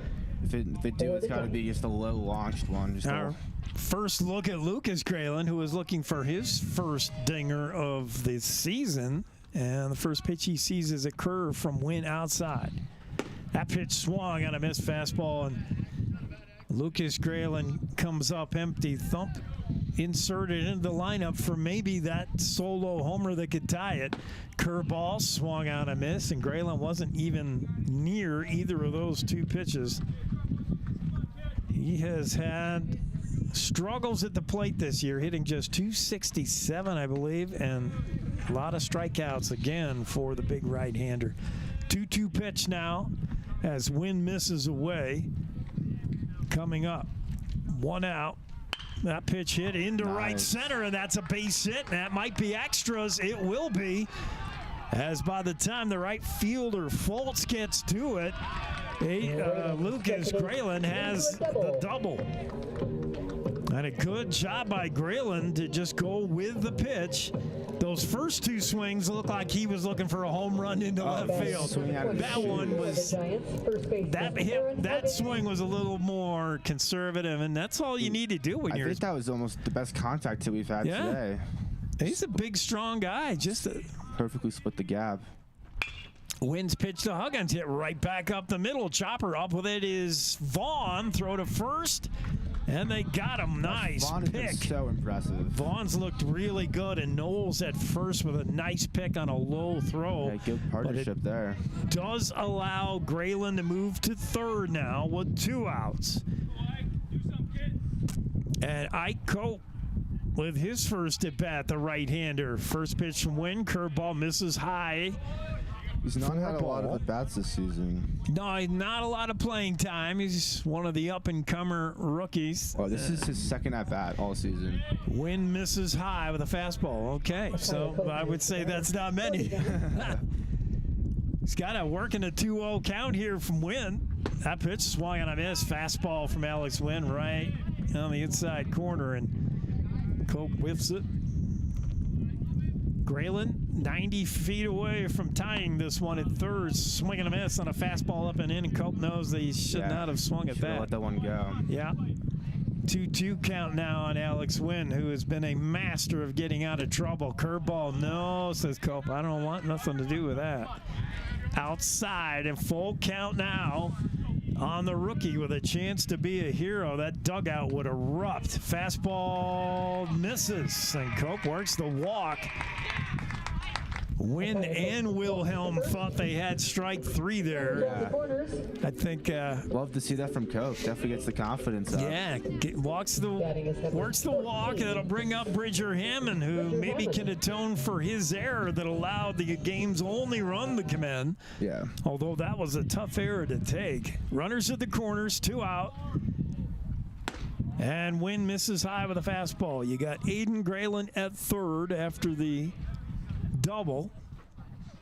It's definitely hard in the picture going from a couple tall guys like Huggins and Grayland, and then you go to probably the 2 shortest guys on the team. Right. Strike zone goes down a little bit, and he's just throwing a little bit too high right now. Yeah, he's just missing 2-0 now on Hammond. You're right. That's shrinking of the strike zone. That misses away. 3-0 on Bridger Hammond. Aiden Grayland up next. Ooh. And Aiden has feasted off of Alex Wynn so far. He's 2 for 2, I think. 2 for 3. I'd say he's probably the hottest hitter on the team right now. Outside corner for his strike on Hammond, taken all the way 3-0. It's now 3-1. Bridger Hammond, though, going to be swinging. He's got the count, 3-1 count here. And that hit him in the upper left shoulder. I'm not sure. Hammond is... He's not happy about that. Not happy about that. As that pitch well inside. Right in the shoulder.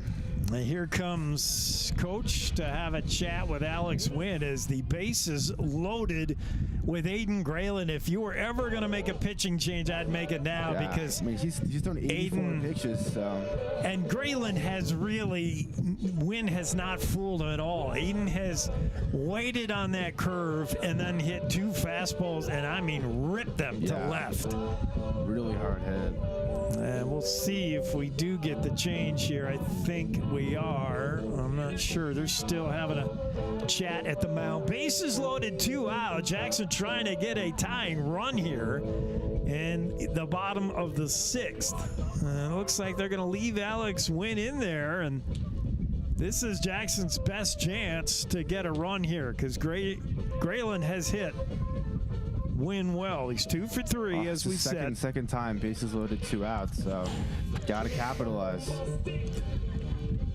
Alex Wynn has been Houdini so far today, boy. You talk about a guy who's just got out of trouble, got out of jams. First pitch coming to Grayland. That's high for a ball, nowhere to put him. Runners at every base. Brother Lucas at third. Cope at second, Hammond at first. That pitch hit into center. That's going to fall for a base hit. 1 run is in. Cope coming around third, trying to get the go-ahead, and cannot. What a throw. And he's thrown out at home. Jackson does manage to push across the tying run. You got to try there, Max. Wow, he looked good the entire way. That was such a good throw. Gun. Was that Evans again? I think it was Evans again who rifled him out. He was running really fast around there. Really got the sign for the dive, got all the way down into the dirt. I definitely would have wheeled him home as well if I'm Jason Huggins and say, I dare you to throw me out, and boy did they. So after 6 exciting innings, we're tied at 1. Don't go anywhere. You're enjoying Giants baseball in KZ 95 and the Jackson Hole Radio Network. Experience Jackson Hole like a local while staying at the Antler Inn, Elk Country Inn, Cowboy Village Resort, or 49er Inn and Suites. With the best entertainment, dining, shopping, bars, and brews all in walking distance, you'll never want to leave. Call 1-800-4-TETONS or find them on the web at townsquareinns.com.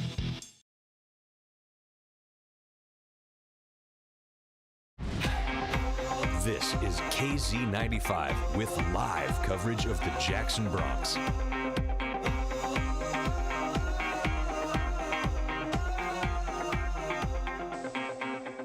We finally have our pitching change.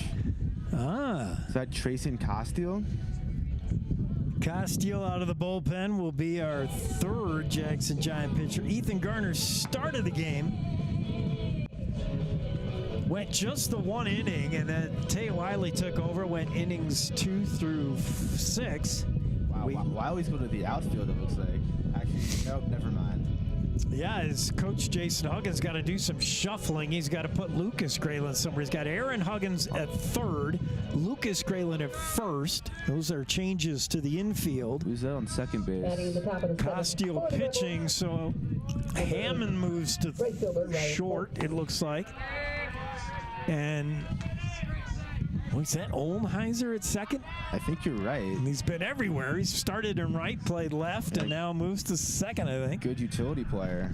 Also, just regarding Castile, he's pitched 19 innings so far. He's got only 6 earned runs, 17 hits against, 14 strikeouts, so pretty solid record from him.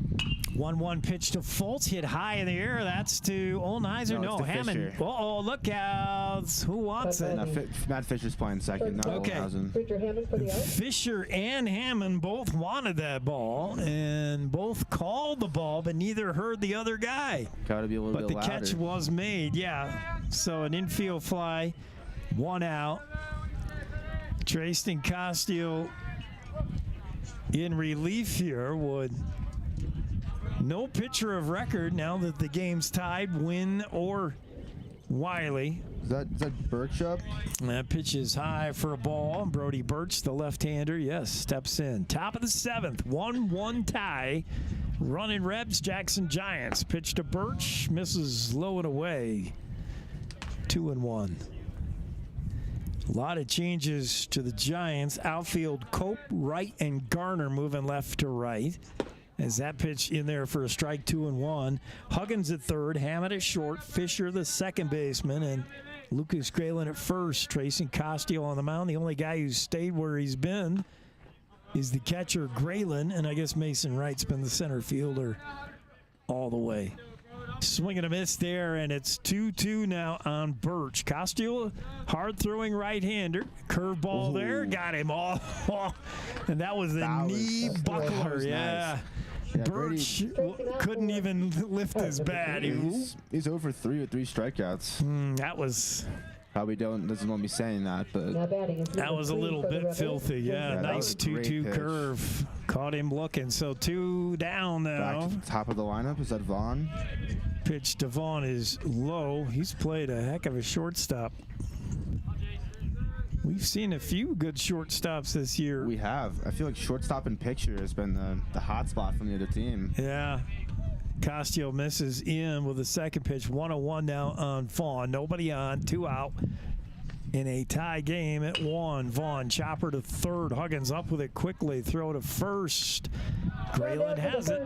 3 up, 3 down. Quiet inning there. Good job by Castile in relief of Wiley to set down the Rebs in order. We'll go to the bottom of the 7th, tied at 1 here at KZ95 of the Jackson Hole Radio Network. In case you haven't heard, Healing Waters is offering a machine that can penetrate deep into your muscle fiber.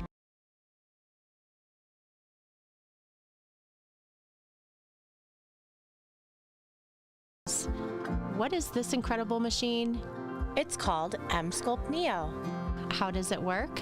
M-Sculpt Neo uses electromagnetic force to contract your muscles 20,000 times in half an hour. M-Sculpt Neo also uses a high heat for fat breakdown and tightening skin. Best part, no downtime. After 30 minutes, you can return to your day. Come see how this revolutionary machine can help you get strong.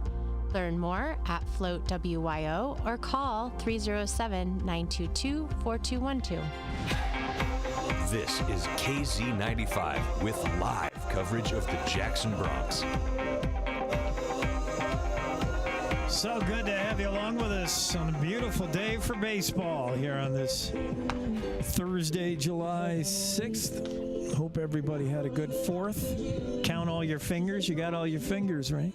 Yeah, no one blew them off by the fireworks. Is that wind still in? I think it is. Yeah, wind's still blowing in a little bit. And 86 pitches. Oh, I thought you said it's the wind. Yeah, the wind's blowing in and wind's still on the mound. Exactly. Both. Yeah. Alex Wynn, yeah, he hasn't thrown a lot of pitches. He hasn't worked counts real deep, and he hasn't struck out a lot. It's just been a lot of Garner first pitch swinging rips one. Not a lot of wild pitches. He only had one that I can think of. The one like second inning. Good point.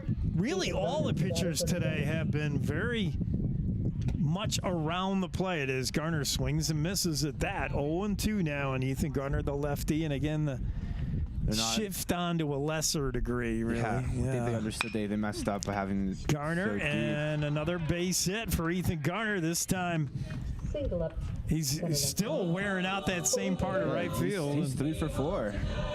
Pretty good game for Garner. Leadoff single. Jackson trying to push across. They've never led in this one. Scoreless through 5, I think it was, and then the Revs scored. Jackson answered. Mason Wright up now with Garner at first. Nobody out. Yeah, it's kind of funny though for Garner. If they played like normal positioning, he'd be 0 for 4, but. And a bunt attempt there is fouled on the first base line. Gunderson playing in on the grass at third. Mason Wright trying to, I understand it, a tight, close game, bunting a run into scoring position, but Wright's one of your better hitters. Yeah, number 3 hitter. Just let him go after Gotta let him swing away, I think. Gotta let him swing away here. I mean, they've only done the bunt on the first pitch, and there. Wright offers and then pulls it back. Fastball misses from Wynn. It's a ball. 1-1 now. We're looking down at Huggins to see if he keeps the bunt on. Jackson a little reluctant to steal after Wilhelm got everybody's attention. The Pocatello catcher showing a real hose. Yeah, you're right. We haven't even had a stolen base. Gunned down Fisher. Yeah, I mean, when you gun down one of your faster guys, that gets everybody's attention. That pitch misses. 2-1 now on Wright, the lefty.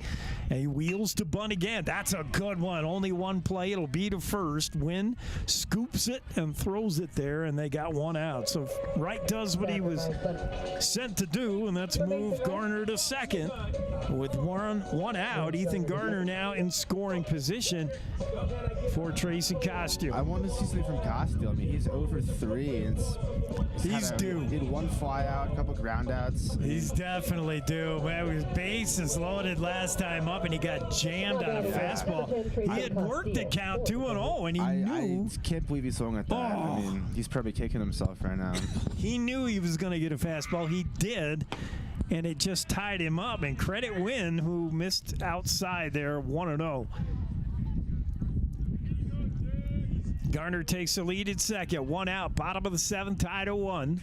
Alex Wynn deals to Costill. That hit well to center, but right at Evans, who makes the play, and Garner's not going anywhere. Ethan Garner is stapled to second. We have seen 2 throws from the center fielder Evans, and they have both been major league I don't know what was bullets. more impressive. I think honestly the one the third was nuts. I'll take either one. I mean, they were lasers. Yeah, nobody going there. So Garner's still stuck at second after a fly out to Evans. It was hit right at him. Curveball, that's hit well to left field. Back for his Birch. And the wind's going to hold it up, and it's going to be off the wall. In comes Garner easily with a go-ahead run. By Fisher. And Matt Fisher with a double there to bring in Garner. That ball was crushed. It was just softly hit off the left wall. Home run on any other day, but that wind just held it up. Birch had no chance. He tracked it all the way to the SB rental equipment sign. I thought he was going to catch it, but I did too. Got a little bit under his feet there. Jackson with a 2-1 lead now, and Lucas Grayland steps in and maybe trying to add to it because you've got Fisher at second with really good speed. Grayla hits this one to right. That's going to hang up in the air there for Foltz, who makes the play. So Jackson scores one, strands one, and has their first lead of the afternoon. That's good news. After 7 complete, it's Jackson 2, Pocatello 1. Back with more on KZ95 and the Jackson Hole Radio Network. Big R Ranch and Home introduces you to the Yeti Cooler.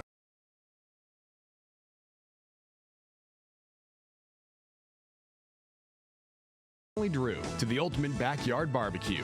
The original and still the best heavy-duty cooler around, the Yeti Tundra is a rugged, all-purpose large cooler that comes in a variety of sizes for wilderness expeditions, hunting, fishing, tailgating, and more. The next time you head into bear country, camp with confidence and bring along the bear's natural enemy, a Yeti cooler. Yeti coolers are strong and tough, but durability is just one of the benefits of a Yeti. Outstanding thermal properties set Yeti apart. Yeti coolers are the best insulated coolers on the market today. Get your Yeti cooler at Big R Ranch and Home at 1220 Meadowlark Lane in Jackson. Open 7 days a week.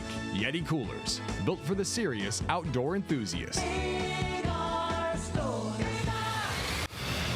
Here's your voice of the Jackson Bronx, Jake Nichols on KZ95. Back to the action here. Top of the 8th. Pitch misses, or in there for a strike. Tracing Costiel. I think that's Luke Davis. Luke Davis is the batter for the Rebels. Good eye. Next up, ball hit on the ground to second. Fisher up with it. Bobbles it. Now throws it over the head of Lucas Grayland. That's some great athleticism by Grayland. Almost. Grayland tried to, climb the ladder for that. But could not get it. And Fisher, the bobble, I think, threw off his timing, and that threw off the throw. And it looks like he tried to lead off hander for some reason. But for the Rebels, Martin Serrano. And Sarama, who's 0 for 3, the DH. Davis on at first with a leadoff error, and Sarama, the left-hander, takes inside, and that's a pass ball. It's going to get all the way to the wall as Grayland could not stop it. Probably should have, and that's one of the rare miscues for Maiden Grayland. So suddenly, without a hit, you've got an error at second. You've got just kind of a lazy play at catcher where you allow a pass ball, and you got a runner at second with nobody out. Pitch from Costiel, outside corner for a strike, 1-1. That might have been a little bit generous. Taking the lead at second is Davis. Saramo, the left-hander, swung on. That ball off his hands, and it's just looped right to Aaron Huggins, who makes an easy play at third. So Costiel gets one. We've definitely found some success on that inside pitch. They're just getting jammed up. Yeah. Both pitchers have taken advantage of that. Number 1, Gunnar Wilhelm. Gunnar Wilhelm, the catcher, steps in. He's walked twice. And then his last at bat, I forget what he did. Is that pitch hit in the air to center? Mason Wright coming over will make the play. Tagging and fake tagging there, actually, is Davis. He's not going anywhere on right. So there's 2 out after the leadoff error and pass ball. So far, so good for Costiel. Most of the times he gets hit into the outfield. There's just never a doubt they're going to get there. Yeah. Unless it's a laser into the gap. Super speedy outfield. The wind's helping hold things up, but you got Cope in left. We haven't really seen him have to track a ball, but the outfield, yes, is solid. Fast. They get to everything. Evans steps in now, that center fielder with a loud bat. Curve ball, that hit him in the top of the helmet. I don't mind that. He's a dangerous hitter. You got an open base. Why not? I mean, I don't like someone getting hit. Yeah, but I don't mind putting him on. Take your chances with this guy. Who is this? Gunderson. Gunderson, the third baseman. J.D. Gunderson. Runners at first and second, 2 out. I still can't believe they only have 3 hits in 8 innings. Pitch swung out and missed. Fastball on the outside corner. Gunderson just sort of leaping at it. Could not come up with it. 0-1. Runners take their lead at first and second. Davis at second. Evans at first. 2 out. Costiel trying to work out of a jam here at the top of the 8th. That pitch curved. No. Stayed high. 1-1 on Gunderson. Yeah, we got to keep this in the infield. We got 2 speedy guys on base. Yeah. Good point. anything in the outfield would be dangerous. Make sure you keep the ball down. Try to coax a ground ball here. That pitch hit to the right side, and Grayland thinks he's got to play the first baseman, and he cannot come up with it in foul territory. Just looked like he took his eye off it at the last second. I think he did. Yeah, it just fell out of his glove. I think he took his eye off at the last second. Exactly. Yeah, he kind of just looked up a little bit. Should be 1-2 now on. Yeah, 1-2. The batter. Yep. And 1-2 count. Costiel.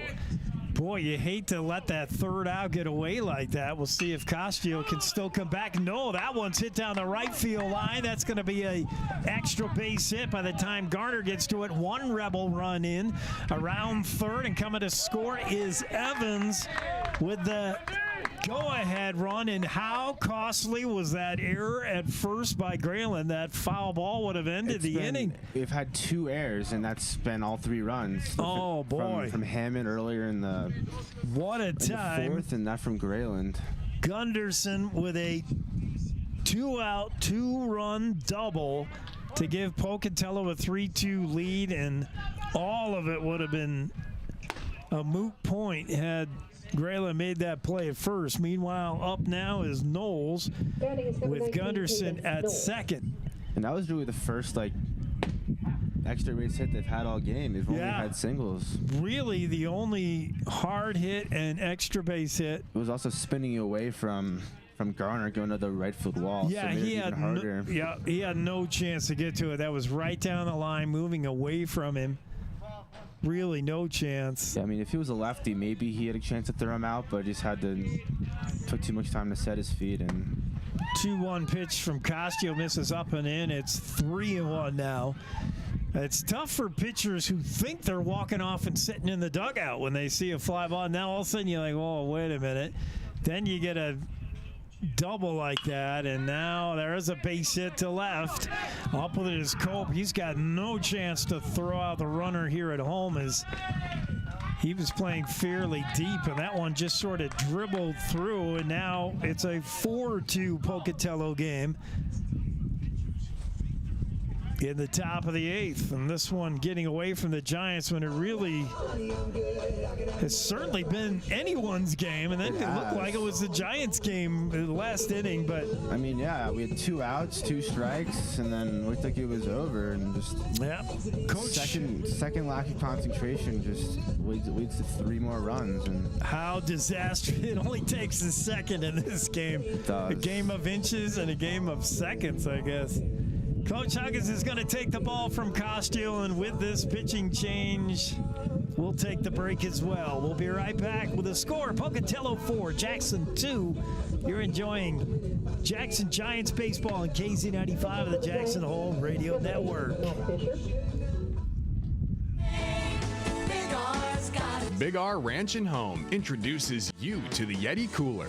Each family of premium Yeti coolers is built for the wild. From your next trip offshore to the elk tag you finally drew to the ultimate backyard barbecue, the original and still the best heavy-duty cooler around, the Yeti Tundra is a rugged, all-purpose large cooler that comes in a variety of sizes for wilderness expeditions, hunting, fishing, tailgating, and more. The next time you head into bear country, camp with confidence and bring along the bear's natural enemy, a Yeti cooler. Yeti coolers are strong and tough, but durability is just one of the benefits of a Yeti. Outstanding thermal properties set Yeti apart. Yeti coolers are the best insulated coolers on the market today. Get your Yeti cooler at Big R Ranch and Home at 1220 Meadowlark Lane in Jackson. Open 7 days a week. Yeti coolers, built for the serious outdoor enthusiast.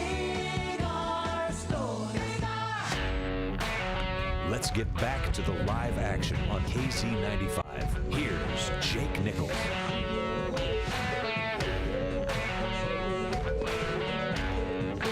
Pitching change here in the top of the 8th. It'll be the 4th Giants pitcher. Who is that? Fisher?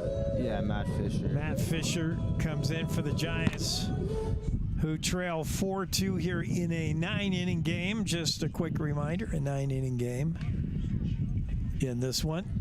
It's been an odd game where Jackson has out-hit Pocatello 13-5 yet trail 4-2. And the other numbers that could indicate why is the 4 Jackson errors, 0 for Pocatello. Yeah, I mean, they've put on almost a defensive masterclass. Yeah, they have. First pitch to Foltz is outside for a ball. Runner at first. Fisher misses high. A little bit of an interesting form there. He's got a short arm delivery. That's we were talking about his throw. Not his throw from left field from third. He really kind of short arms the ball. He doesn't have that big looping. It's certainly rotating. It's like throws from the elbow down. Yeah. 2-1 now on Foltz. 2 out. Jackson's still trying to get out of this nightmare inning, and the mic finally dies. All right. So is that the mark? 4 hits on the mic and it goes down? It's a 4-hit mic. 2-2 count now on Foltz. Runner at first is that pitch misses outside is Knowles, and now a full count. Need one good pitch to escape this inning. Oh, just a killer when you know you could have been, should have been out of it. The 3-2 pitch, that's just high. And now 2 on with 2 out. Pocatello. Brody Birch, but he is 0 for 3 with 3 strikeouts, so hopefully we can capitalize here and finish the inning. Brody Birch, the left-hander. Don't want to jinx anything, though. We're known for that. Yeah, we could do that. We're pretty good at that. As Fisher misses inside 1-0. Birch still lefty. As Max has jinked it, it's been quiet with that open stance. Mason Wright in center has him shaded to pull. Infield as well, swung around a little bit to the right side, although Huggins guarding the line at third. And that pitch swung on, chop foul. 1-1 on Birch. 1-2 on Birch, sorry. Wind still blowing in. I've seen a couple of balls that have been hit pretty well, pretty deep, all by the Giants. That one by Fisher might have been gone. As Fisher deals 1-2. High fly, right side of the field. Going back is Hammond. Coming in is Garner, and it'll be Garner who calls him off and makes the catch. So mercifully, the 8th is over, the top half of the 8th. We'll go to the bottom and see if Jackson can answer. Pocatello with a 4-2 lead after 7.5. You're enjoying Giants baseball on KZ95, the Jackson Hole Radio Network.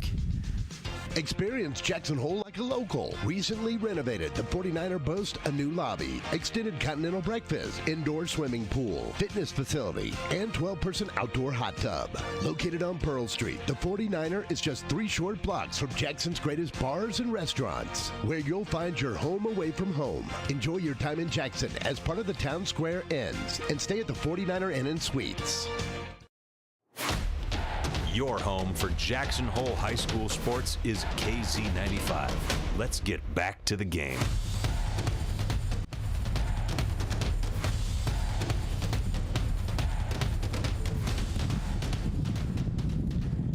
Back to Giants Field and back to the action. As I believe that's still Alex Wynn in the game? No, it's not. No, he was number 12. Let me check the lineup. Okay. Quickly. Got a different picture in there for Pocatello. Wynn's throwing a real good one. Cody Mortensen. Cody Mortensen. Yeah. All right. Bottom of the 8th in a scheduled 9-inning game. Just the one game. We had a doubleheader we were thinking today, but it's been changed to just this one 9-inning game, and it's been a great one. It's been a treat. Really good one to watch. Pitchers duel, some defense, and some offense if you like hitting. Just not a ton of runs because of that good defense mostly. So Mortensen on a relief of Alex Wynn, who is really, really good for the Rebs, holding Jackson to just the 2 runs. Yeah, seven innings pitched, 13 hits, 2 earned runs, 2 walks, 2 strikeouts, and 98 pitches. That's a full day. That's right there. a heck of a day's work. It really is. 33 batters. I mean, anytime you can turn 13 hits into just 2 runs, you're doing something as a pitcher. Yeah, I definitely think a lot of that also comes down to the outfielders, Vaughn. Yeah. But he's definitely put the ball in the right positions on the big pitches. Really, a lot of inside late pitches that have gotten us some jams and just haven't been able to capitalize. It's been part win, and it's been part fielding. Been really good. They've had a couple of double plays to kill innings. Giants have left a ton on. First pitch to Huggins misses. It's 1-0 to Aaron.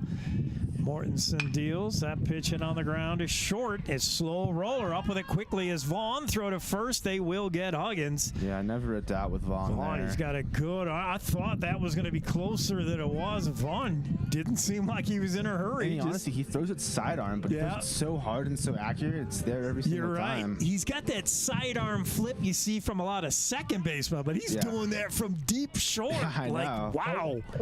Curveball from Mortensen misses to Hammond. Or is that Cope? Sorry. 1-0.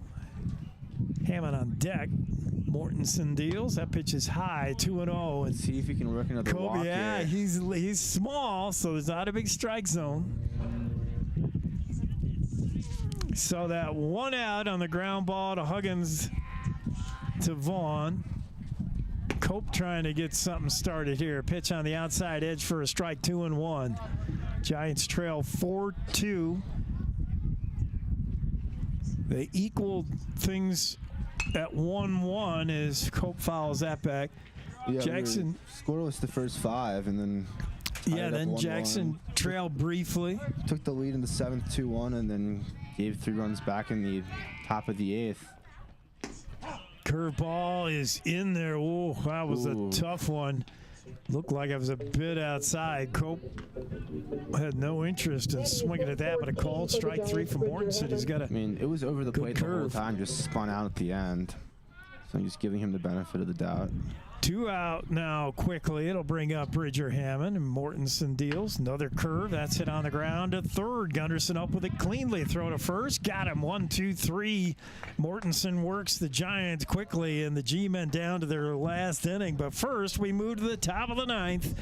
After 8 complete, Pocatello 4, Jackson 2 on KZ95 of the Jackson Hole Radio Network. Wilson Backcountry Sports, your local bike shop in Wilson, is ready to help you enjoy the biking our area has to offer. They sell mountain bikes, pathway bikes, and e-bikes. Want to avoid the traffic this summer? Come get an e-bike for your commute and be smiling as you pass the line of bumper-to-bumper cars. If your bike could use some love, they have professional, experienced bike mechanics that can repair and tune your bike to its full potential. Wilson Backcountry Sports. They can outfit you with unique cycle clothing, bike accessories, offer rentals, and give you local trail information. Come visit the folks at Wilson Backcountry Sports, the bike shop located at the base of Teton Pass in Wilson, just 10 minutes from the busy city of Jackson. Live play-by-play coverage of Jackson Bronx sports continues with Jake Nichols on KZ95.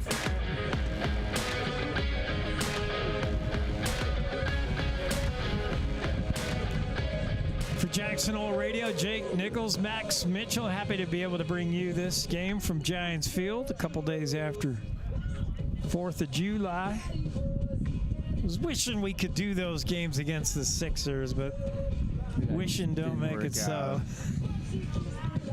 Yeah, I wish we could do more games. Summer just gets busy for all of us. And we've been lucky. You've had 3 or 4 games canceled due to weather and just some unfortunate external circumstances.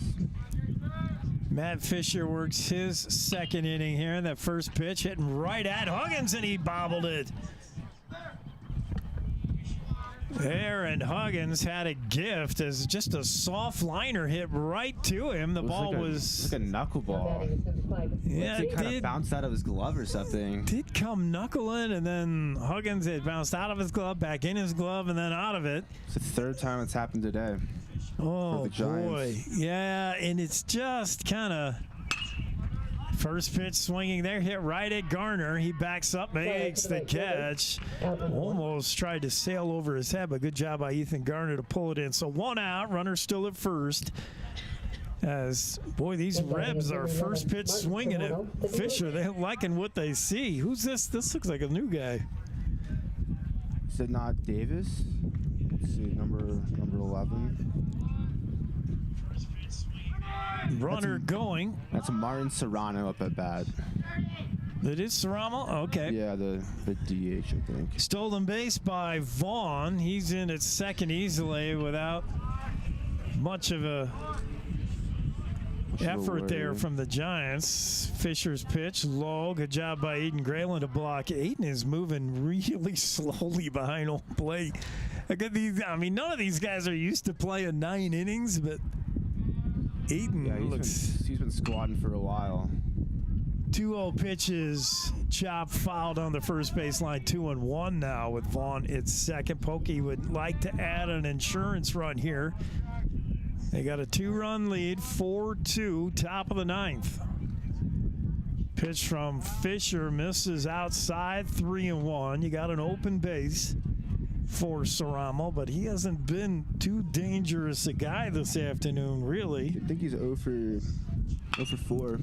That pitch hit right at Grayland, who scoops it up, take it himself, and there's 2 out. On the play, Vaughn moves to third. And is this Wilhelm? It is. He's 1 for 2 with 2 walks. Gunner? Gunner Wilhelm. Gunner, well, that's a good name from that throw he made on the attempt of steal by Fisher. Fisher's pitch to Gunner is in there for a strike, 0-1.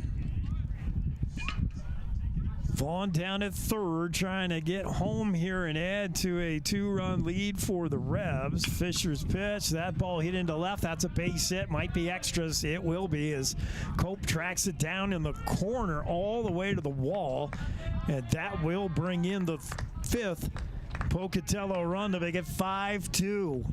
And a big time there for Gunner Wilhelm to come up with an insurance double. Yeah, that was just a solid hit right there. Not much Cope could have done. Now we got McCadden Evans. 1 for 2 with a walk and a strikeout. Evans with that loud bat and good arm in center. Fouls that first pitch up. I do love the way the bat sounds. I love the way that bat. It looks good, too. That orange bat, it sounds really good. I mean, orange bats are the best. Okay, you heard it here as that one is fouled off the right side. 0-2 quickly now. Fisher ahead of the orange bat. Of Evans. Wilhelm takes his lead at second after that double. Pitch from Fisher low, and Grayland blocks that, keeps it in front of him. 1-2. Yeah, Aiden looks not right. Yeah, and he's up next to bat too, so hopefully he's all right. He's had a good day at the plate hitting. That pitch misses up and in. 2-2 now on Evans. What an arm, this guy. If I'm building an all-star team from the American Legion, it's, Evans, you heard the sound, I'm sure. Rips a single to left, Cope up with it, but no chance to get Wilhelm. He'll score from second. And in with a double. Yeah, back-to-back doubles. That one from Evans was blistered into left. It's now 6-2 Pocatello. Yeah, the Rebels had no extra base hits until the last inning. There's been 3 in 2 innings, and they had 0 in the first 7. So just that's why I wanted it to be a 7-inning game. Yeah, I know. It would have been won. We would have won. It would have been much more competitive. It's a long 9 innings is long when you're used to playing 7. That pitch hit to right. Garner trying to track it down. Coming. I got to get there. That's in for a base hit. Throw home to try to get a runner, and that's offline.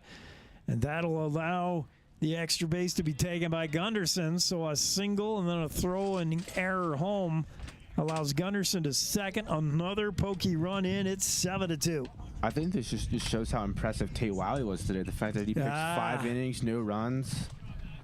Definitely the star of the Jackson team today. I was thinking that myself. Garner worked a really long, laborious first inning, didn't give up a run. And then Wiley just mowed him down like it was nothing. Yeah, I think it was 28 pitches in the first inning, and then he had 60 over 5. He was averaging like 12 an inning. Yeah, and it was only had a 1 inning where he was even threatened. I mean, he just I think it was the 4th because he had the 7 straight balls to start off the inning, and then recovered greatly from there. Yeah. Other than that, he put these Pocatello bats to sleep. Yeah. Costia was decent in relief, but now Fisher is seeing all of a sudden Pocatello bats come to life. 2-1 count now on Knowles with Gunderson at second and a 5-run lead for Pocatello. Chop just fouled down the third base line. 2-2 on Knowles. Fisher trying to get out of here. He had the 2-run deficit when he started. Ground ball to short, up with it. It's Costiel throw to first, got him, and that'll end the inning, but not before Pocatello can add to their 2-run lead. It's now 7-2, a 5-run lead as we move to the bottom of the ninth. Jackson Giants baseball and KZ95 and the Jackson Hole Radio Network. Cashmere silk down our denim. Blue Spruce Cleaners is where you take them. We have a friendly, knowledgeable staff, eager and happy to serve you in 2 locations and on the road with daily pickup and delivery service and expert tailoring on site. We offer the best in green, effective, and gentle cleaning with Green Earth Cleaning and professional laundry for your sweaters, gowns, comforters, and linens. Blue Spruce Cleaners is a recognized reduce, reuse, recycle business leader, providing green, affordable, and friendly service to our community for over 20 years. Whatever the season, whatever the reason, Blue Spruce Cleaners. You're watching and listening to live coverage of Jackson Hole High School sports on KZ95.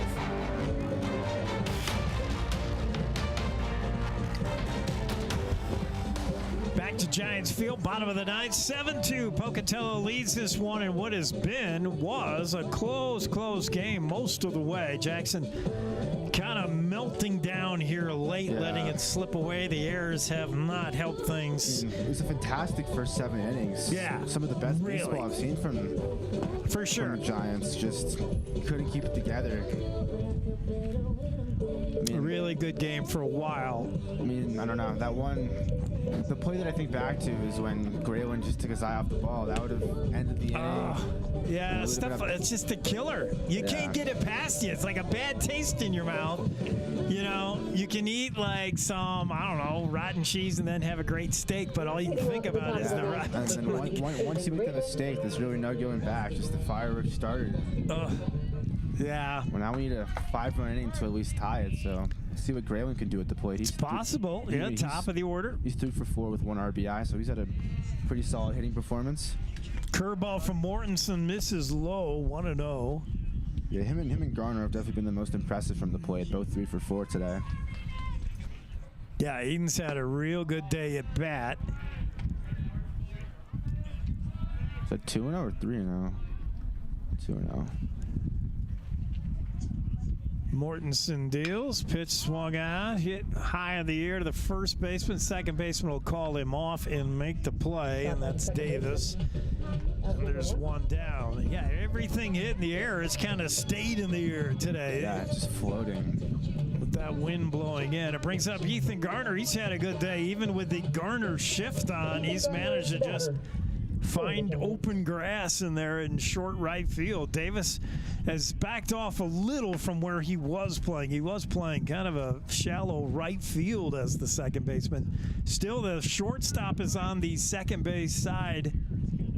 There's on the first base side of second. So you got 3 infielders on the right side of the infield with just Gunderson. Makes sense. All 3 of his hits have just kind of bounced through there. He's always going to hit it to the right side just about every time. As the 1-1 pitch from Mortensen misses out. No backdoor curve. That was a gift. That fooled me and Garner.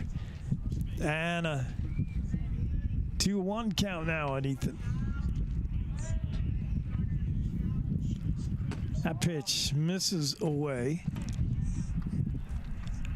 He's got to get something going here. I would like to at least see a run or two. Just end on a high note. Yeah, it would feel a little better. Pitch swung out, a miss. Got him hard at that. He did. That was a fastball up and in. Usually Garner's pitch. I mean, he struggles a bit with soft and away, but usually eats up fastballs in, and Mortensen threw it by him. So 2 out now. Jackson down to their last out. Mason Wright, the left-hander, steps in. Pocatello with a 7-2 lead here, bottom of the ninth. Curveball in the inside corner for a strike.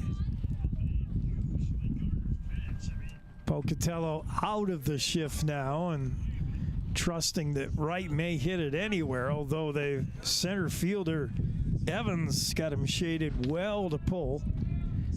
As that pitch misses low. 1-1 now, and Mason Wright, the left-hander. Giants trying to manufacture a little bit of something here in their last at-bat. Ground ball, first base, and that ate up Knowles. He can't make the play. Just climbed right up his arm. First defensive mistake all game. Yeah, it really was. I mean, it's hard hit. On the last out. Hard hit ball that stayed down. It wasn't like it took a bad hop. It stayed down. Knowles stayed down on it. It just rolled right up his arm. And you've got to have to call that an error. The first for the Rebs. It allows Mason Wright on, and Jackson Life extended. Costiel's happy. He gets to it. Gets an at bat here. Curveball's in there. Yeah, definitely not his best day. The old cry, save my at bat now, and Fisher is telling Costiel, save my at bat. I want one more crack at it as Morton throws to first. Mortensen, and that was close. That was very close. Just getting back is Mason Wright, and his run means nothing as Mortensen stares in at Costiel. Now looking out of the second base. Costiel rips one down the left field line. That's extra bases. Birch will track it down to the corner. Mason Wright cruises into third, and Costiel into second. So a 2-out double. Giants not done yet. Good to see Costiel save face there.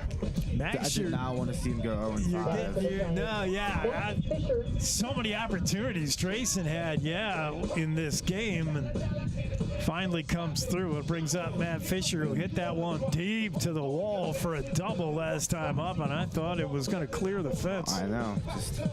Second and third, do that again here, and we got a ball game. 7-2 Jackson trail, but they refuse to go quietly as Mortensen tries to slam the door here for the Rebs. He looks in, and the pitch from the stretch. Curveball on the outside corner for a strike. He's starting a lot of these Giants out with that big curve. Yeah, just look every time the first pitch. Kind of goes inside, floats to the outside corner. Nothing they can do. Second pitch tapped to third, foul, and up with it is Huggins, the third base coach. So quickly 0-2 now on Matt Fisher. Yeah, down to the last strike. Runners at second and third for the Giants. They trail by 5, but a extra base hit here would make things interesting. Costiel at second, Wright at third. 0-2 pitch coming from Mortensen. He checks the runners and deals. Swung on, hit high in the air, foul territory. Wilhelm gives chase, and he's going to just run out of room at the screen. Hit the top of the screen. Still 0-2 now.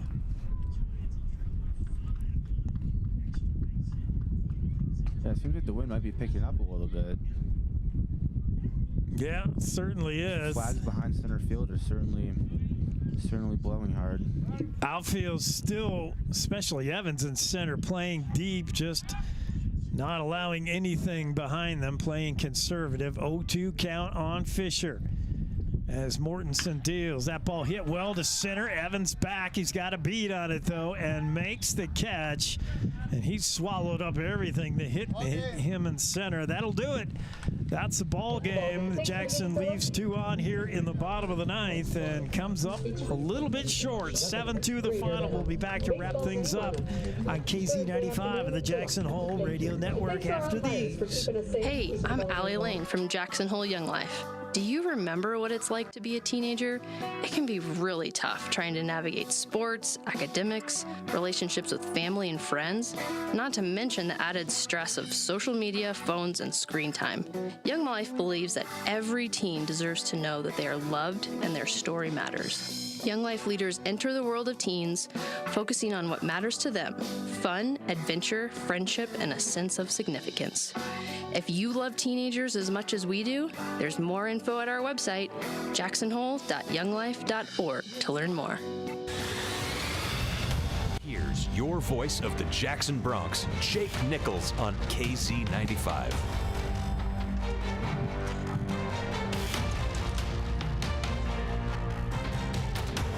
Back to wrap things up. This one a final. Just a reminder, no doubleheader today. It's just the one 9-inning game. That was a late change announced yesterday. Final here, Pocatello 7-2 over Jackson. Line score, Pokey 7 runs on 8 hits, no errors. Jackson 2 runs, 15 hits and 5 errors, and there's the story. A lot of times the box score doesn't tell the whole story. It tells a lot. It does today, here. yeah. I mean, we left at least 10 runners on base. That was definitely the main thing. I mean, we definitely had some good takeaways, especially the hitting. I loved T. Lauer's performance. I was really impressed by that. His 5 innings. That was some of the best pitching I've seen from the Giants in a while. Just need to be a little bit more solid at the plate when there's runners on base and just capitalize, and we just couldn't do it today. I mean, part of that comes down to win. Pitched great in the bottom of the count, but just an unfortunate day for the Giants. Couple errors, runners on base, and that tells all the story. Yeah. A lot of good things to look at, though. When you get 15 hits, that's always a good thing. None of the hits were timely today, but what can you do about that? Got to cut down on those errors, but I love what Tate Wiley did. Yeah. Yeah, good point, Max. You recapped it nicely. You'll see Max's recap on the interwebs on our Jackson Hole Radio news site to wrap this one up. Yeah, that's a final, and that'll do it for us here at Giants Field. Final score, Runnin Rubs 7 and the Jackson Giants 2. Till we see you again, glad to have you along with us this afternoon.